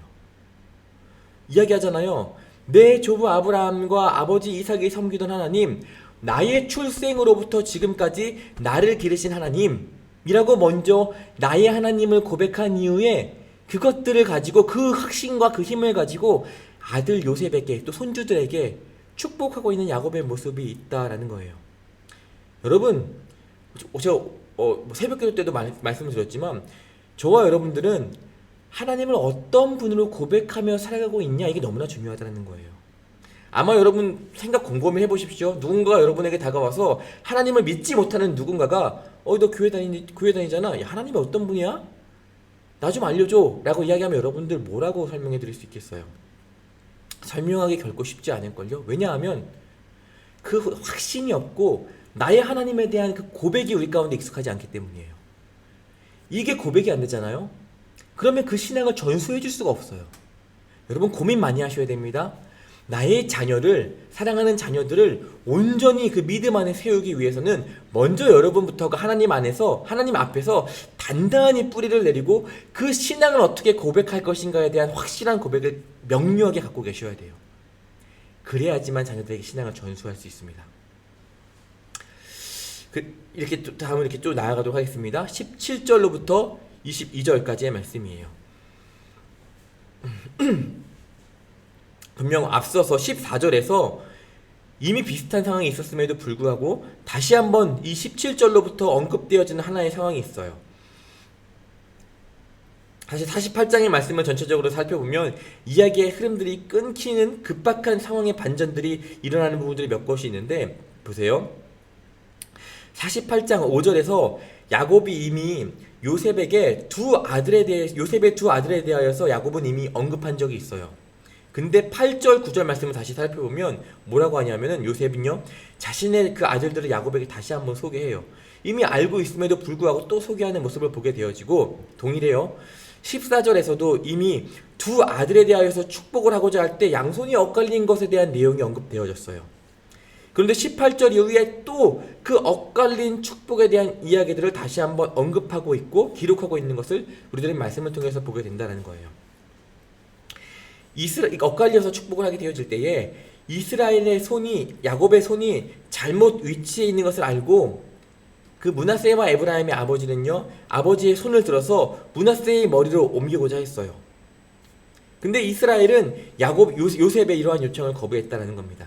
나아가서 그것으로 그친 것이 아니라 자신이 동생의 머리에 오른손을 얹고 있는 것을 나는 명확히 알고 있어. 나 이거 잘못하고 있는 거 아니야. 내가 착각하고 있는 거 아니야. 나는 이 상황을 너무나 잘 인식하고 있고 내가 원해서 이렇게 축복을 주고 있는 거야 라고 말하는 야곱의 모습, 이스라엘의 모습을 보게 된다는 거예요. 이스라엘은 바로 그 동생 둘째 에브라임을 요셉 가문의 대표로서 세우기로 결심했다는 거예요. 어쩌면 이스라엘부터가 자신의 장자가 아니었기에 차자에게 장자의 축복을 주기로 결정한 것일지도 모르겠다라는 생각을 해보게 되기도 합니다. 이러한 모습을 보고 요셉은요 아버지의 그 축복의 방식이 마음에 들지 않았어요. 이스라엘이 의도를 가지고 에브라임에게 장자의 축복을 주었음을 이거는 요셉이 이렇게 불편해하고 있다는 것은 이스라엘이 의도를 가지고 에브라임에게 축복을 주었음을 확인시켜주는 하나의 증거가 되어지기도 하죠. 축복의 의식을 다 마무리하고 나서 이스라엘은 이제 요셉에게 자신이 나 이제 곧 죽을 것 같아 라고 말하는 것을 보게 됩니다. 하지만 하나님께서는 여전히 그들과 함께 하실 것임을 전해주셨고요. 조상의 땅으로 돌아가게 하실 것을 이야기하면서 가나안 땅을 야곱의 씨에게 주겠다라고 하는 하나님의 그 약속에 대한 확신을 표현하는 것을 우리들의 말씀을 통해서 보게 되어집니다.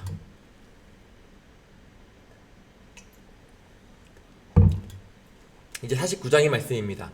49장 전체에는 어떤 말씀을 가지고 있냐면은 야곱이 죽음을 앞두고 12명의 아들의 운명을 중점적으로 강조하는 마지막 유언을 남겨요. 야곱은 하나님과 때때로 직접 소통하는 사람이었습니다. 참 부럽기도 하죠. 그래서 그 약속의 땅에서 각 지파가 정착할 땅과 관련하여서 그들의 성격은 어떨지, 그들이 어떠한 삶을 살아낼지 이것에 대해서 선포할 권한이 그에게 있었다는 거예요. 하나님과 직접 소통했던 이기 때문에. 49장의 말씀은 사실 해석하기가 참 쉽지 않은 말씀이기도 해요. 왜냐하면 히브리어 원어로 쓰여졌을 때의 그 말씀을 살펴보면은요, 이 49장 한 장 가운데 언어 유희와 두음법과 운율법 등등 다양한 그 표현의 방법들이 사용되어지고 있다는 거예요. 그런데 그것을 개역개정 성경으로 해석하고 바꾸어서 읽어 내려가게 되어졌을 때에 그 원어적인 의미들이 하나도 담겨 있지 않음을 보게 되어져요. 이것뿐만 아니라 시편 말씀이 굉장히 그렇죠. 시편이 굉장히 그런 히브리어 원어적인 의미로 바라보아야 하는 말씀인데, 물론 개역개정으로 쓰여져 있는 말씀을 봐도 그 말씀들이 은혜가 되어지기도 하지만 원어적인 말씀으로 살펴보게 되어졌을 때에 그것이 더 큰 은혜가 되어짐을 우리들은 보게 되어집니다. 제가 너무 더워서 이거 잠깐 옷 좀 벗고 진행을 할게요. 이제 여기서 사용되어지는 이제 유언, 야곱이 하게 되어진 유언의 특징을 한번 쭉 살펴보면 먼저 어머니가 다른 야곱의 그 아들들의 출생 순서에 따라서 그 유언이 쫙 쓰여져 있는 것을 보게 됩니다. 레아의 6명의 아들들이 먼저 등장해요. 그리고 두 시녀의 아들 비라와 실바의 자녀들이 등장하게 되어지고요. 마지막으로 야곱이 가장 사랑했던 라헬의 자녀 요셉과 베냐민이 등장하게 되어집니다. 이 말씀 가운데, 이 49장의 말씀 가운데 야곱의 유언들 가운데 12아들 향한 축복 가운데 몇 가지 특징을 살펴보게 되어지면, 유언 가운데 한 사람 한 사람에 대한 유언들이 쭉 쓰여져 있는데, 조금 길게 쓰여져 있는 유언들이, 그런 유언들을 가지고 있는 사람들을 면면히 살펴보면 루벤과 시므온과 레위와 유다와 요셉 등이 있는데, 이들은 뭐냐 하면 모두 야곱과 요셉의 이야기에서 두드러지게 표현되어졌던 어떠한 중요한 중심 인물들을 맡았던, 중심 역할들을 맡았던 인물들이었어요. 이들을 제외하고 나머지 아들들은 굉장히 짧게 흘러가듯이 묘사되어짐을 보게 되어집니다.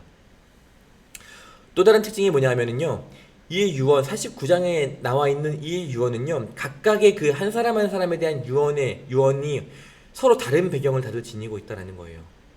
이것을 통해서 깨닫게 되어지는 것은, 아마 이 유언이 한 사람 한 사람들에 대한 축복에 대한 이 유언이 분명 개별적으로 구전되듯이 이곳저곳 쭉 전해지다가 창세기가 쓰여지면서 하나로 통합되어졌을 것이다 라고 하는 견해가 있다는 거예요. 이 말씀 유언들을 자세히 살펴보면 각각의 유언들은요, 창세기 앞에 있는 내용들과 긴밀하게, 각각의 이야기들과 긴밀하게 연관되어져 있는 것을 우리들은 보게 되어집니다. 루벤을 저주하는 내용은요, 야곱의 첫 비라와 루벤이 동심한 내용 35장 22절의 내용을 바탕으로 쓰여져 있는 것을 보게 되어지고요. 시므온과 레위를 저주하는 내용은 창세기 34장에서 디나가 강간당하잖아요. 세겜성 하몰의 아들 세겜, 그리고 세겜성에 머물고 있는 이들에게 강간당하게 되어지는데, 세겜성을 공격했던 내용과 맞닿아 있기도 하고요. 유다를 지도자로 높인 기록은 그 온 땅 가운데 기근이 심할 당시에 기근의 문제를 해결하기 위하여서 애썼던 유다의 그 리더십의 내용 38장의 내용과 맞닿아 있는 것을 보게 되어지고요.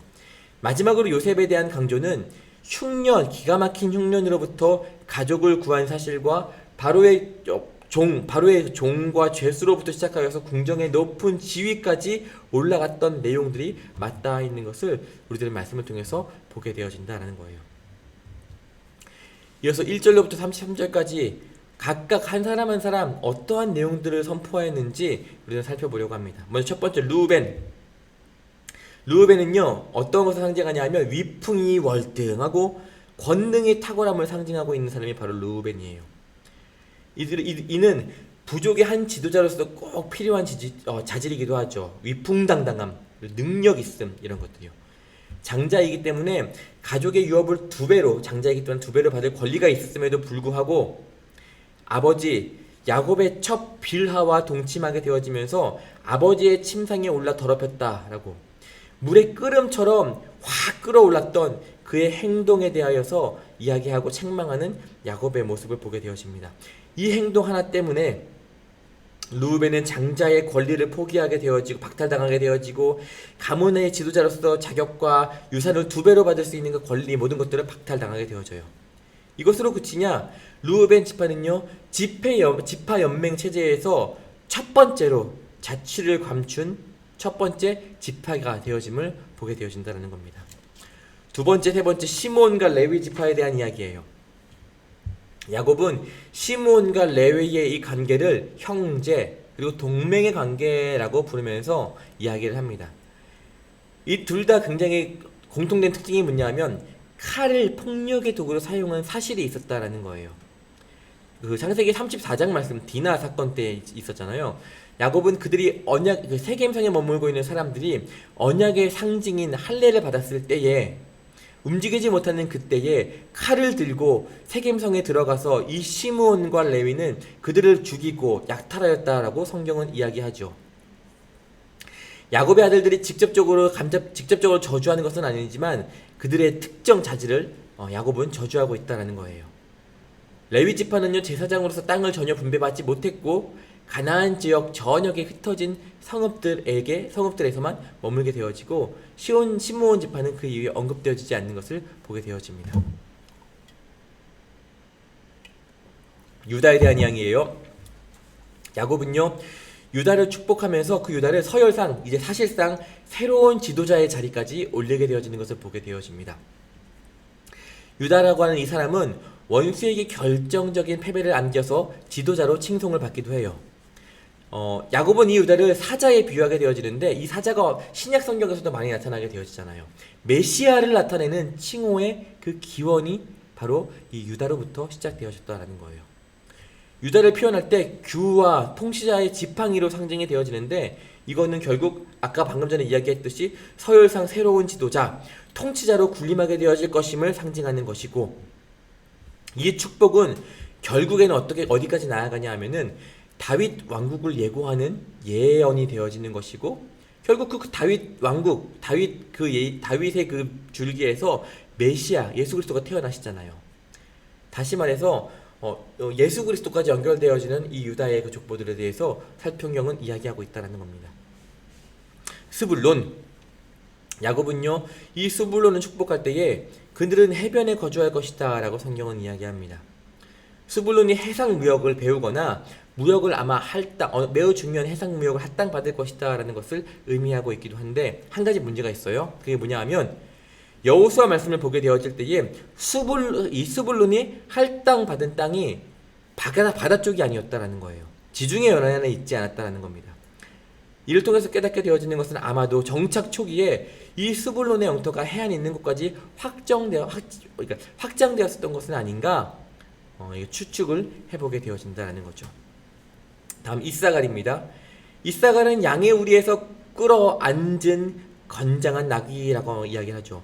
끌어앉다라고 하는 것은 노동으로 인하여서 이제 지칠 대로 피곤할 대로 피곤해져 있는 그의 몸과 마음을 이야기하고 있어요. 이사갈 지파는 매우 좋은 땅을 유업으로 받았지만 시간이 흘러서 가나안 족속 아래에 강제로 노동을 하는 신세로 전락되어 버리고 맙니다. 그들은 그렇게 유업을 온전히 누릴 수 있을 때까지 고대에게 일을 하면서 기다려왔어요. 이어서 단에 대한 이야기입니다. 단은 이스라엘 내에서 그의 백성을 심판하는 그 권한을 행사할 것이다 라고 하는 의미를 지니고 있었어요. 단은 심판하다라고 하는 히브리어로 딘이라고 하는 단어와 굉장히 비슷해서 언어 유의적 표현이 사용되어지는데 심판하다라고 하는 것은 다시 말해서 통치하다 혹은 보복하다라는 뜻을 동시에 지니고 있기도 합니다.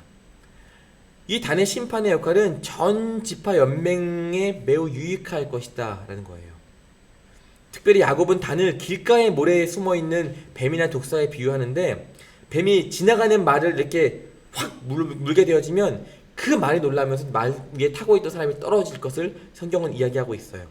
이것은 어떠한 것이냐면 굉장히 작고 연약해 보이는 지파이지만 지나가는 말의 뒤를 확 물듯이 기습 전략으로 더 강한 상대들을 제압할 것이다 라는 것을 상징하고 있다는 거예요. 다음 갓에 대한 이야기입니다. 갓은 군대의 추격에 맞서야만 하는 운명이었습니다. 갓은요 그들의 공격을 잘 막아내고 오히려 도망치는 그들을 추격하게 되어질 거예요. 나중에 갓 지파는 요단 동편 길르앗에 정착했기 때문에 사사시대에 이스라엘이 기습 공격을 받을 때 가장 먼저 타격을 입는 지파가 바로 이 갓 지파이기도 합니다. 아셀 지파에 대한 이야기를 나누어 봅니다. 아셀은요 유능한 농부였다라고 이야기를 해요. 왕의 식탁에 올릴 정도로 기름지고 맛이 뛰어난 소산물들을 생산했던 사람이 바로 아셀이라고 하는 사람이었습니다. 아셀 지파가 할당받은 땅은요 이스라엘 골짜기 북쪽으로 해안가에 위치했는데 가나안에서 가장 비옥한 지역에 속한 곳이 바로 이 아셀 지파가 머물게 되어지는 곳이에요. 납달리는 상냥함, 기민함, 그 속도와 수줍음을 상징하는 암사슴으로 표현되어지죠. 이것은 어떤 것을 표현하냐면 어떠한 곳에도 구속받지 않는 거예요. 생식력이 완성하여서 아름다운 새끼 사슴들은 언제든지 수없이 낳을 수 있는 것을 의미하기도 합니다. 사사기에서 이 지파는요 다른 지파들을 도와서 적과 싸워서 칭송을 얻게 되어지는 것을 오늘 말씀은 이야기하고 있어요. 자, 이제 라헬을 통해서 낳게 되어진 요셉과 베냐민에 대한 이야기입니다. 역시나 요셉은요, 야곱의 자녀들 중에서 가장 긴 축복을 받게 되어지는 사람입니다. 야곱은 장자의 축복을 그에게 베풀었고, 그 축복 받은 대로 그는 샘 곁에 무성한 가지가 될 거야 라고 성경은 이야기하고 있습니다. 그 물에 물이 마르지 않을 것이고 그 가지가 담을 넘어갈 것이며, 이와 같이 요셉의 자손들은 번성하고 유업을 온전히 차지하게 될 거라고 성경은 이야기해요. 활 쏘는 자와 같은 이들이 학대하듯이 공격할지라도 이들은 전혀 위축되어지지 않고 용감하게 맞서 싸울 겁니다. 이러한 싸움은 사사시대가 되었을 때에 이스라엘 중심부가 공격받게 되는 일을 가르치고 있는 것임을 또한 깨닫게 되어지죠. 깊은 샘의 복을 얻게 될 것을 이야기하는데, 어느 물 부족에 자주 시달리는 땅에서 사는 사람들에게 비와 샘으로 풍성한 물을 받을 것을 말씀하고 있으며, 이로 인하여서 풍성한 축복을 얻게 될 것을 오늘 말씀은 전해주고 있어요. 자, 이제 마지막 베냐민에 대한 말씀입니다. 야곱은 이 베냐민을 가리켜서 뭐라고 설명하냐 하면은 물어뜯는 일이, 다시 말해서 맹렬한 불에 타오르는 전사로 표현하고 있다는 거예요. 아침에는 적을 무너뜨리고 저녁에는 그의 백성들과 함께 차지하는 것을 즐겁게 나눌 것입니다. 여러분 아마 아시겠지만 사사 중에 최초의 사사가 누구예요? 바로 에훗. 사사기 3장 15절부터 22절까지의 말씀인데, 에훗이라고 하는 사사였었어요. 그는 베냐민 지파였습니다. 사사 시대의 기브아에서 발생한 끔찍한 사건과 관련하여서 베냐민 지파는 뛰어나고 맹렬한 전사의 모습을 보여주고 있음을 우리들은 깨닫게 됩니다. 자, 이제 드디어 마지막 50장이 왔어요. 마지막 선으로 바꾸신 하나님이라고 하는 제목이에요.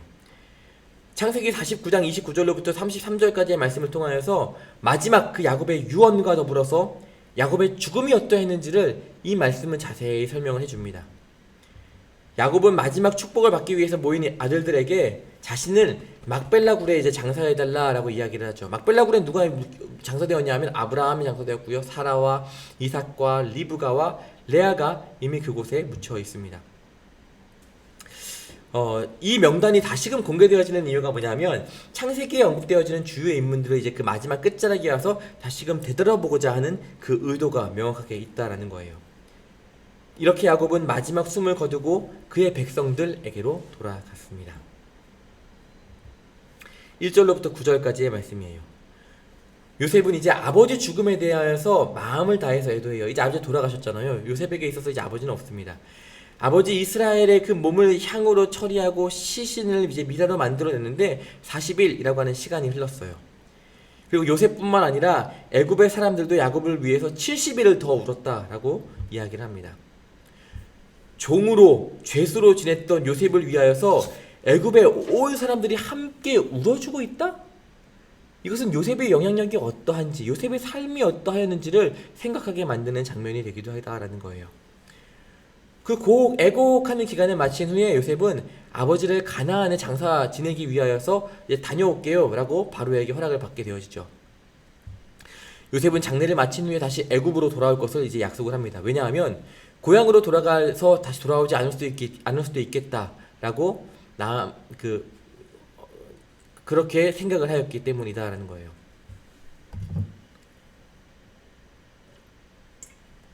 이제 요셉의 온 가족들이 다 같이 일어나서 가나안으로 함께 이동하기 시작을 합니다.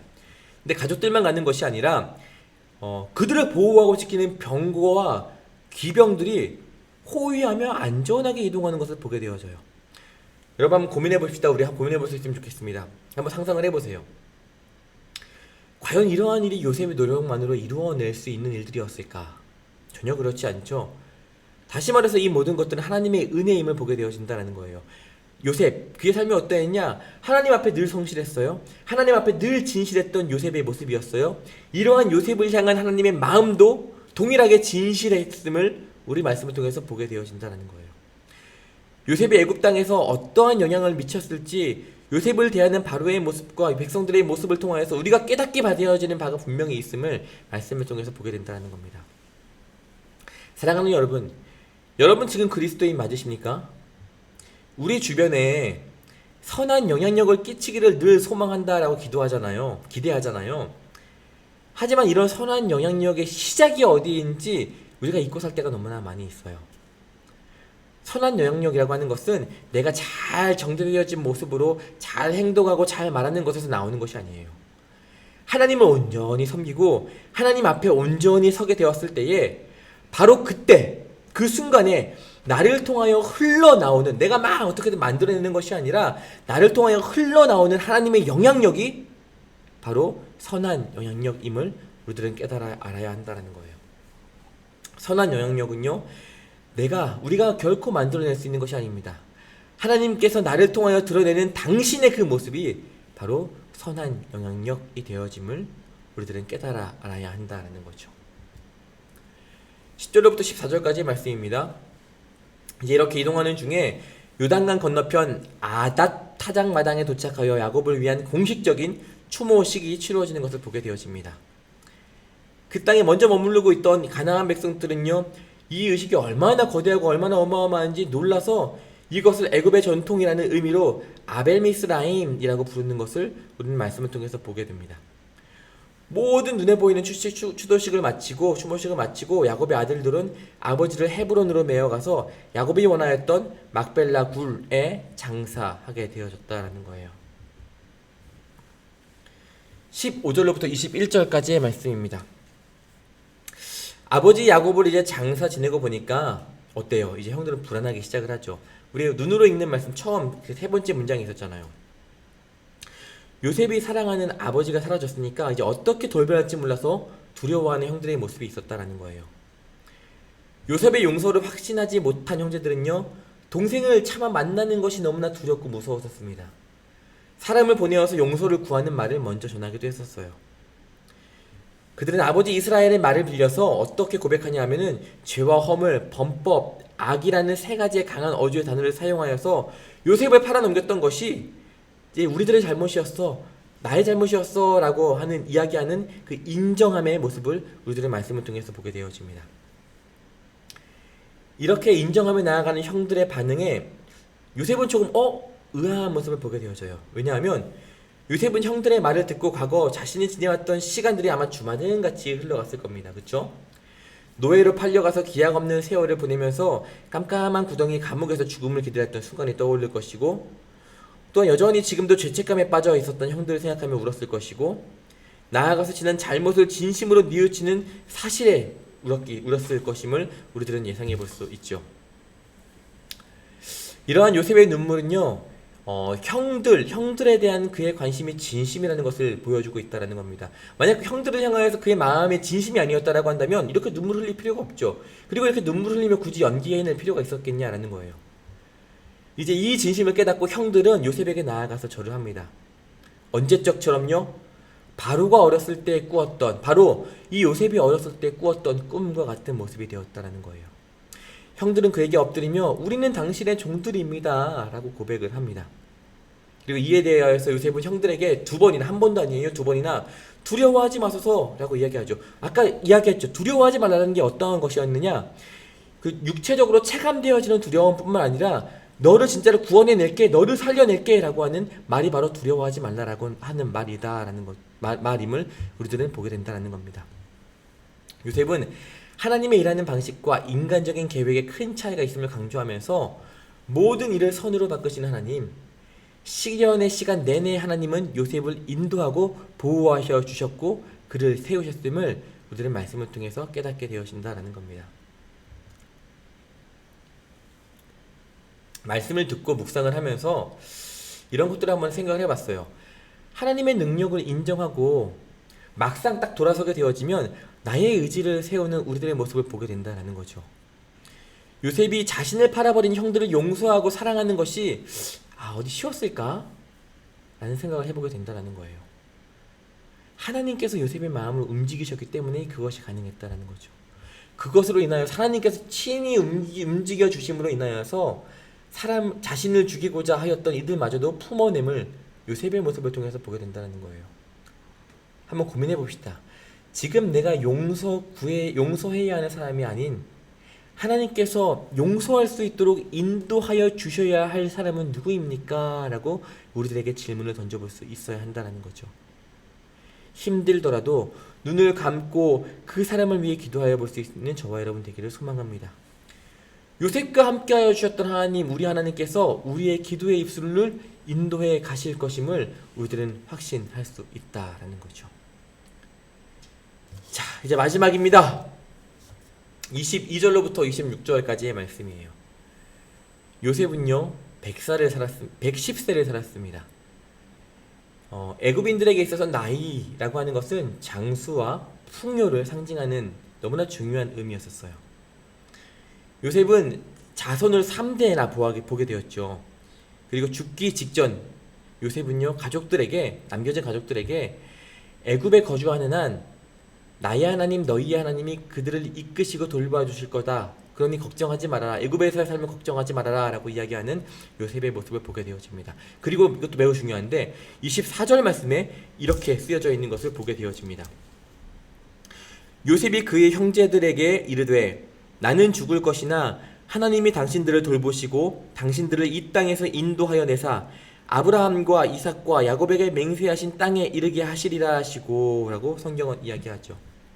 당신들을 이 땅에서 인도하여 내셔서 아브라함과 이삭과 야곱에게 맹세하신 그 땅에 이르게 할 거야 라고 과거 하나님께서 그 모든 족장들에게 약속하여 주시고 언급하여 주셨던 약속을 그 말씀의 끝자락, 창세기의 가장 끝자락 가운데 요셉은 다시 한번 죽음을 앞두고 언급하고 있는 것을 보게 되어진다는 겁니다. 창세기는요 하나님이 아브라함에게 주신 그 위대한 약속, 창세기 12장 1절로부터 3절까지의 약속을 언급하면서 그 모든 스토리가 마무리되어진다는 겁니다. 이것은 무엇을 의미하느냐? 이스라엘 후손들의 운명이 담겨 있음을 깨닫게 되어집니다. 야곱의 온 가족이 애굽에 살고 있었으므로 그 약속의 소망은 믿음으로 받아야만 했었어요. 그리고 바로 이 믿음을 길고 긴 애굽에서의 노예 생활이 끝날 때까지 간직해야만 하는, 어떻게 보면 너무나 큰 임무와 역할들을 부여받은 이스라엘 백성들임을 우리들은 창세기 마지막 말씀을 통해서 보게 되어집니다. 그리고 이러면서 바로 출애굽기 말씀으로 연결이 되어지게 됩니다.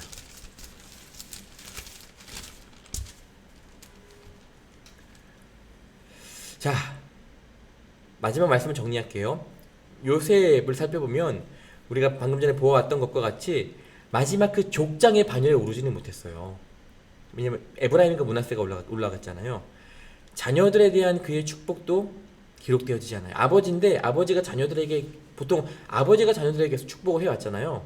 근데 아버지인 요셉이 에브라임과 므낫세에게 축복을 해주는 기록 또한 되어 있지 않음을 보게 되어지죠. 왜냐하면 이것은 왜 그러냐면은 이미 굉장히 크고 위대한 족장 야곱이 요셉의 자녀들을 축복해 주었기 때문이에요. 요셉은요 이스라엘 자손이 심각한 기근에서 살아남도록 도운 1등 공신이었지만 그의 두 아들이 형제의 위치, 요셉과 함께하는 그 형제의 위치를 승격이 되어지면서 어떻게 보면 아들을 통하여서 직접적이진 않을지라도 2배의 유업을 받게 된 그 장자의 명예를 누리며 12아들 중에 한 사람으로 남게 되어진 것이 바로 요셉임을 우리들은 깨닫게 되어집니다. 자, 드디어 달려왔습니다. 50장 26절까지 우리 함께 말씀을 마무리해 보았어요. 마지막 아쉽죠? 마지막 마음으로 이해하는 말씀인데요. 오늘은 조금 다른 질문을 가지고 왔습니다. 지난 3개월간의 시간을 통하여서 나에게 주신 은혜를 한번 되돌아봅시다 라고 하는 말씀이에요.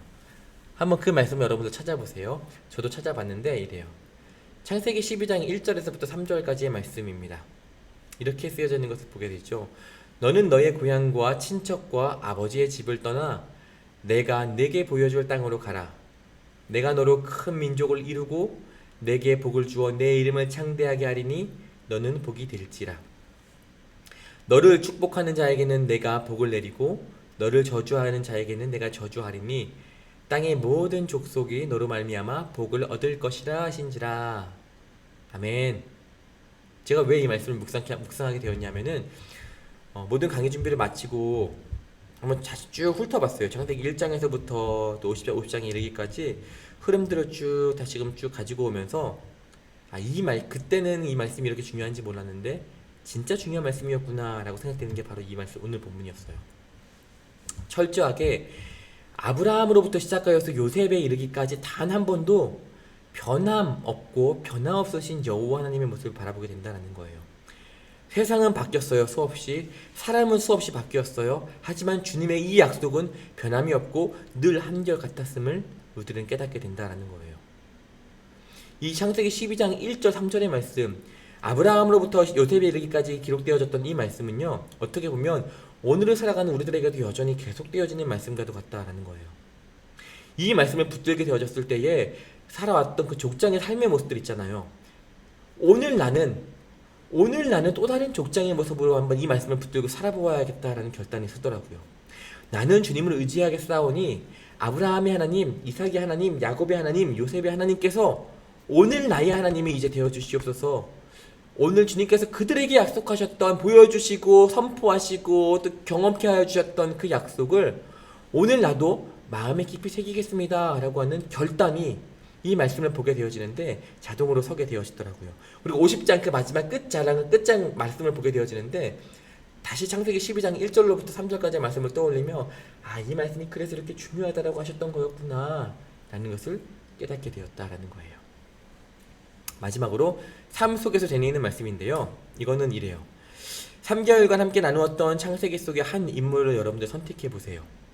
그리고 그의 삶과 나의 삶을 한번 쭉 비교하여 보세요.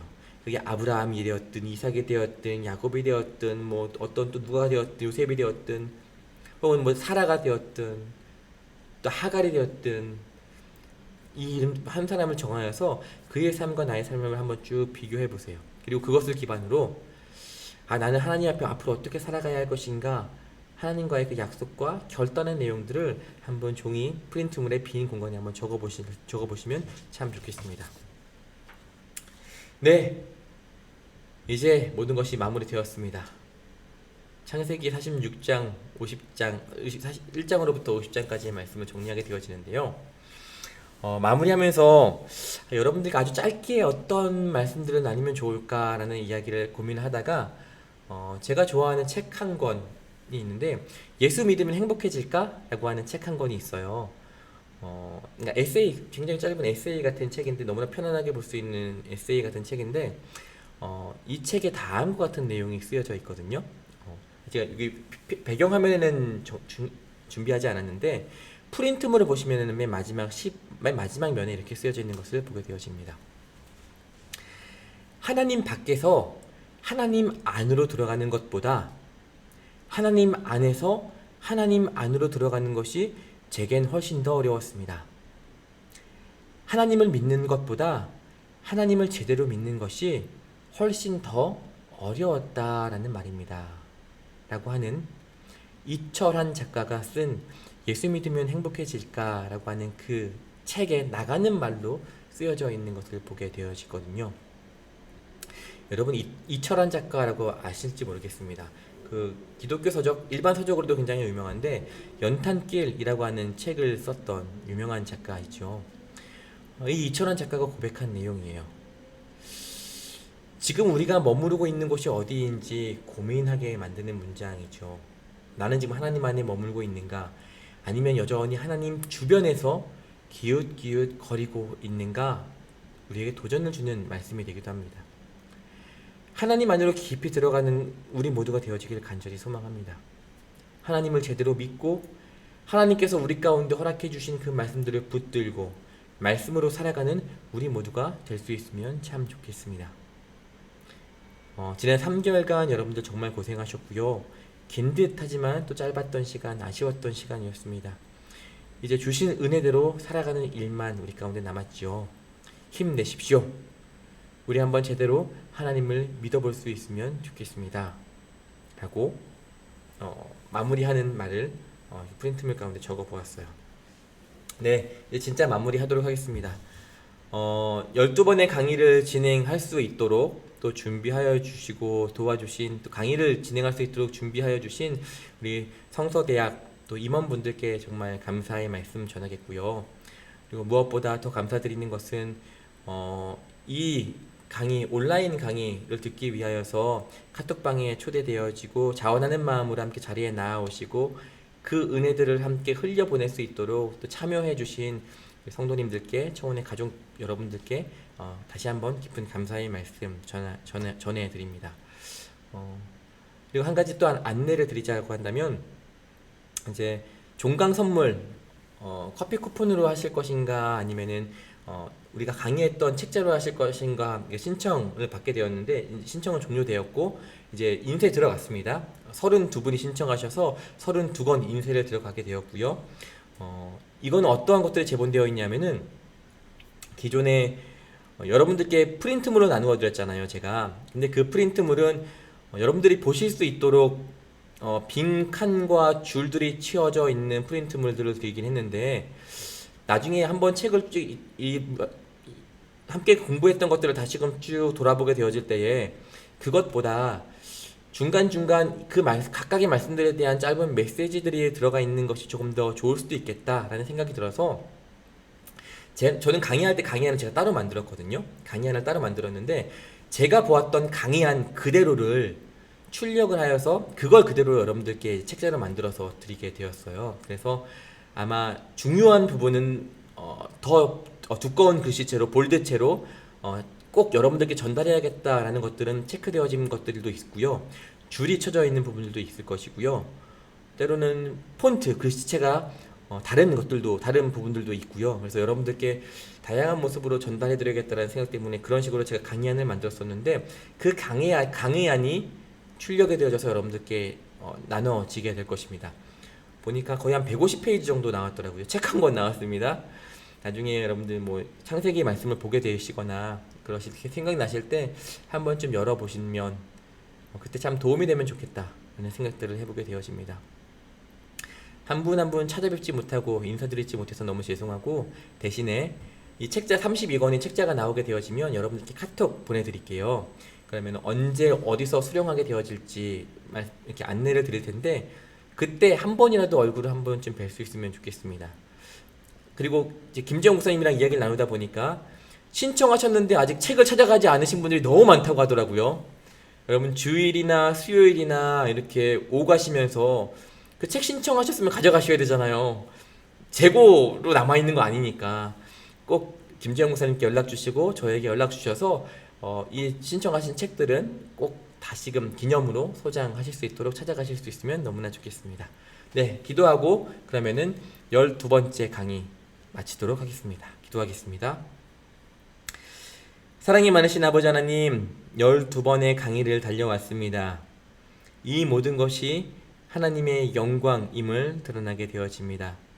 사람의 의의가 또 우리의 만족이 드러나게 되어졌던 시간들이 아니라 하나님의 영광만이 드러나게 되어지고 하나님의 영광만이 남게 되어지고 하나님의 영광을 향하여 또 다른 삶의 자리들을 살아가기로 결단케 되어지는 사랑하는 우리 모든 청혼의 성도님들, 가족들 되어질 수 있도록 하나님 함께하여 주시옵소서. 이 모든 말씀 사랑이신 우리 구주 예수 그리스도 이름으로 기도합니다. 아멘.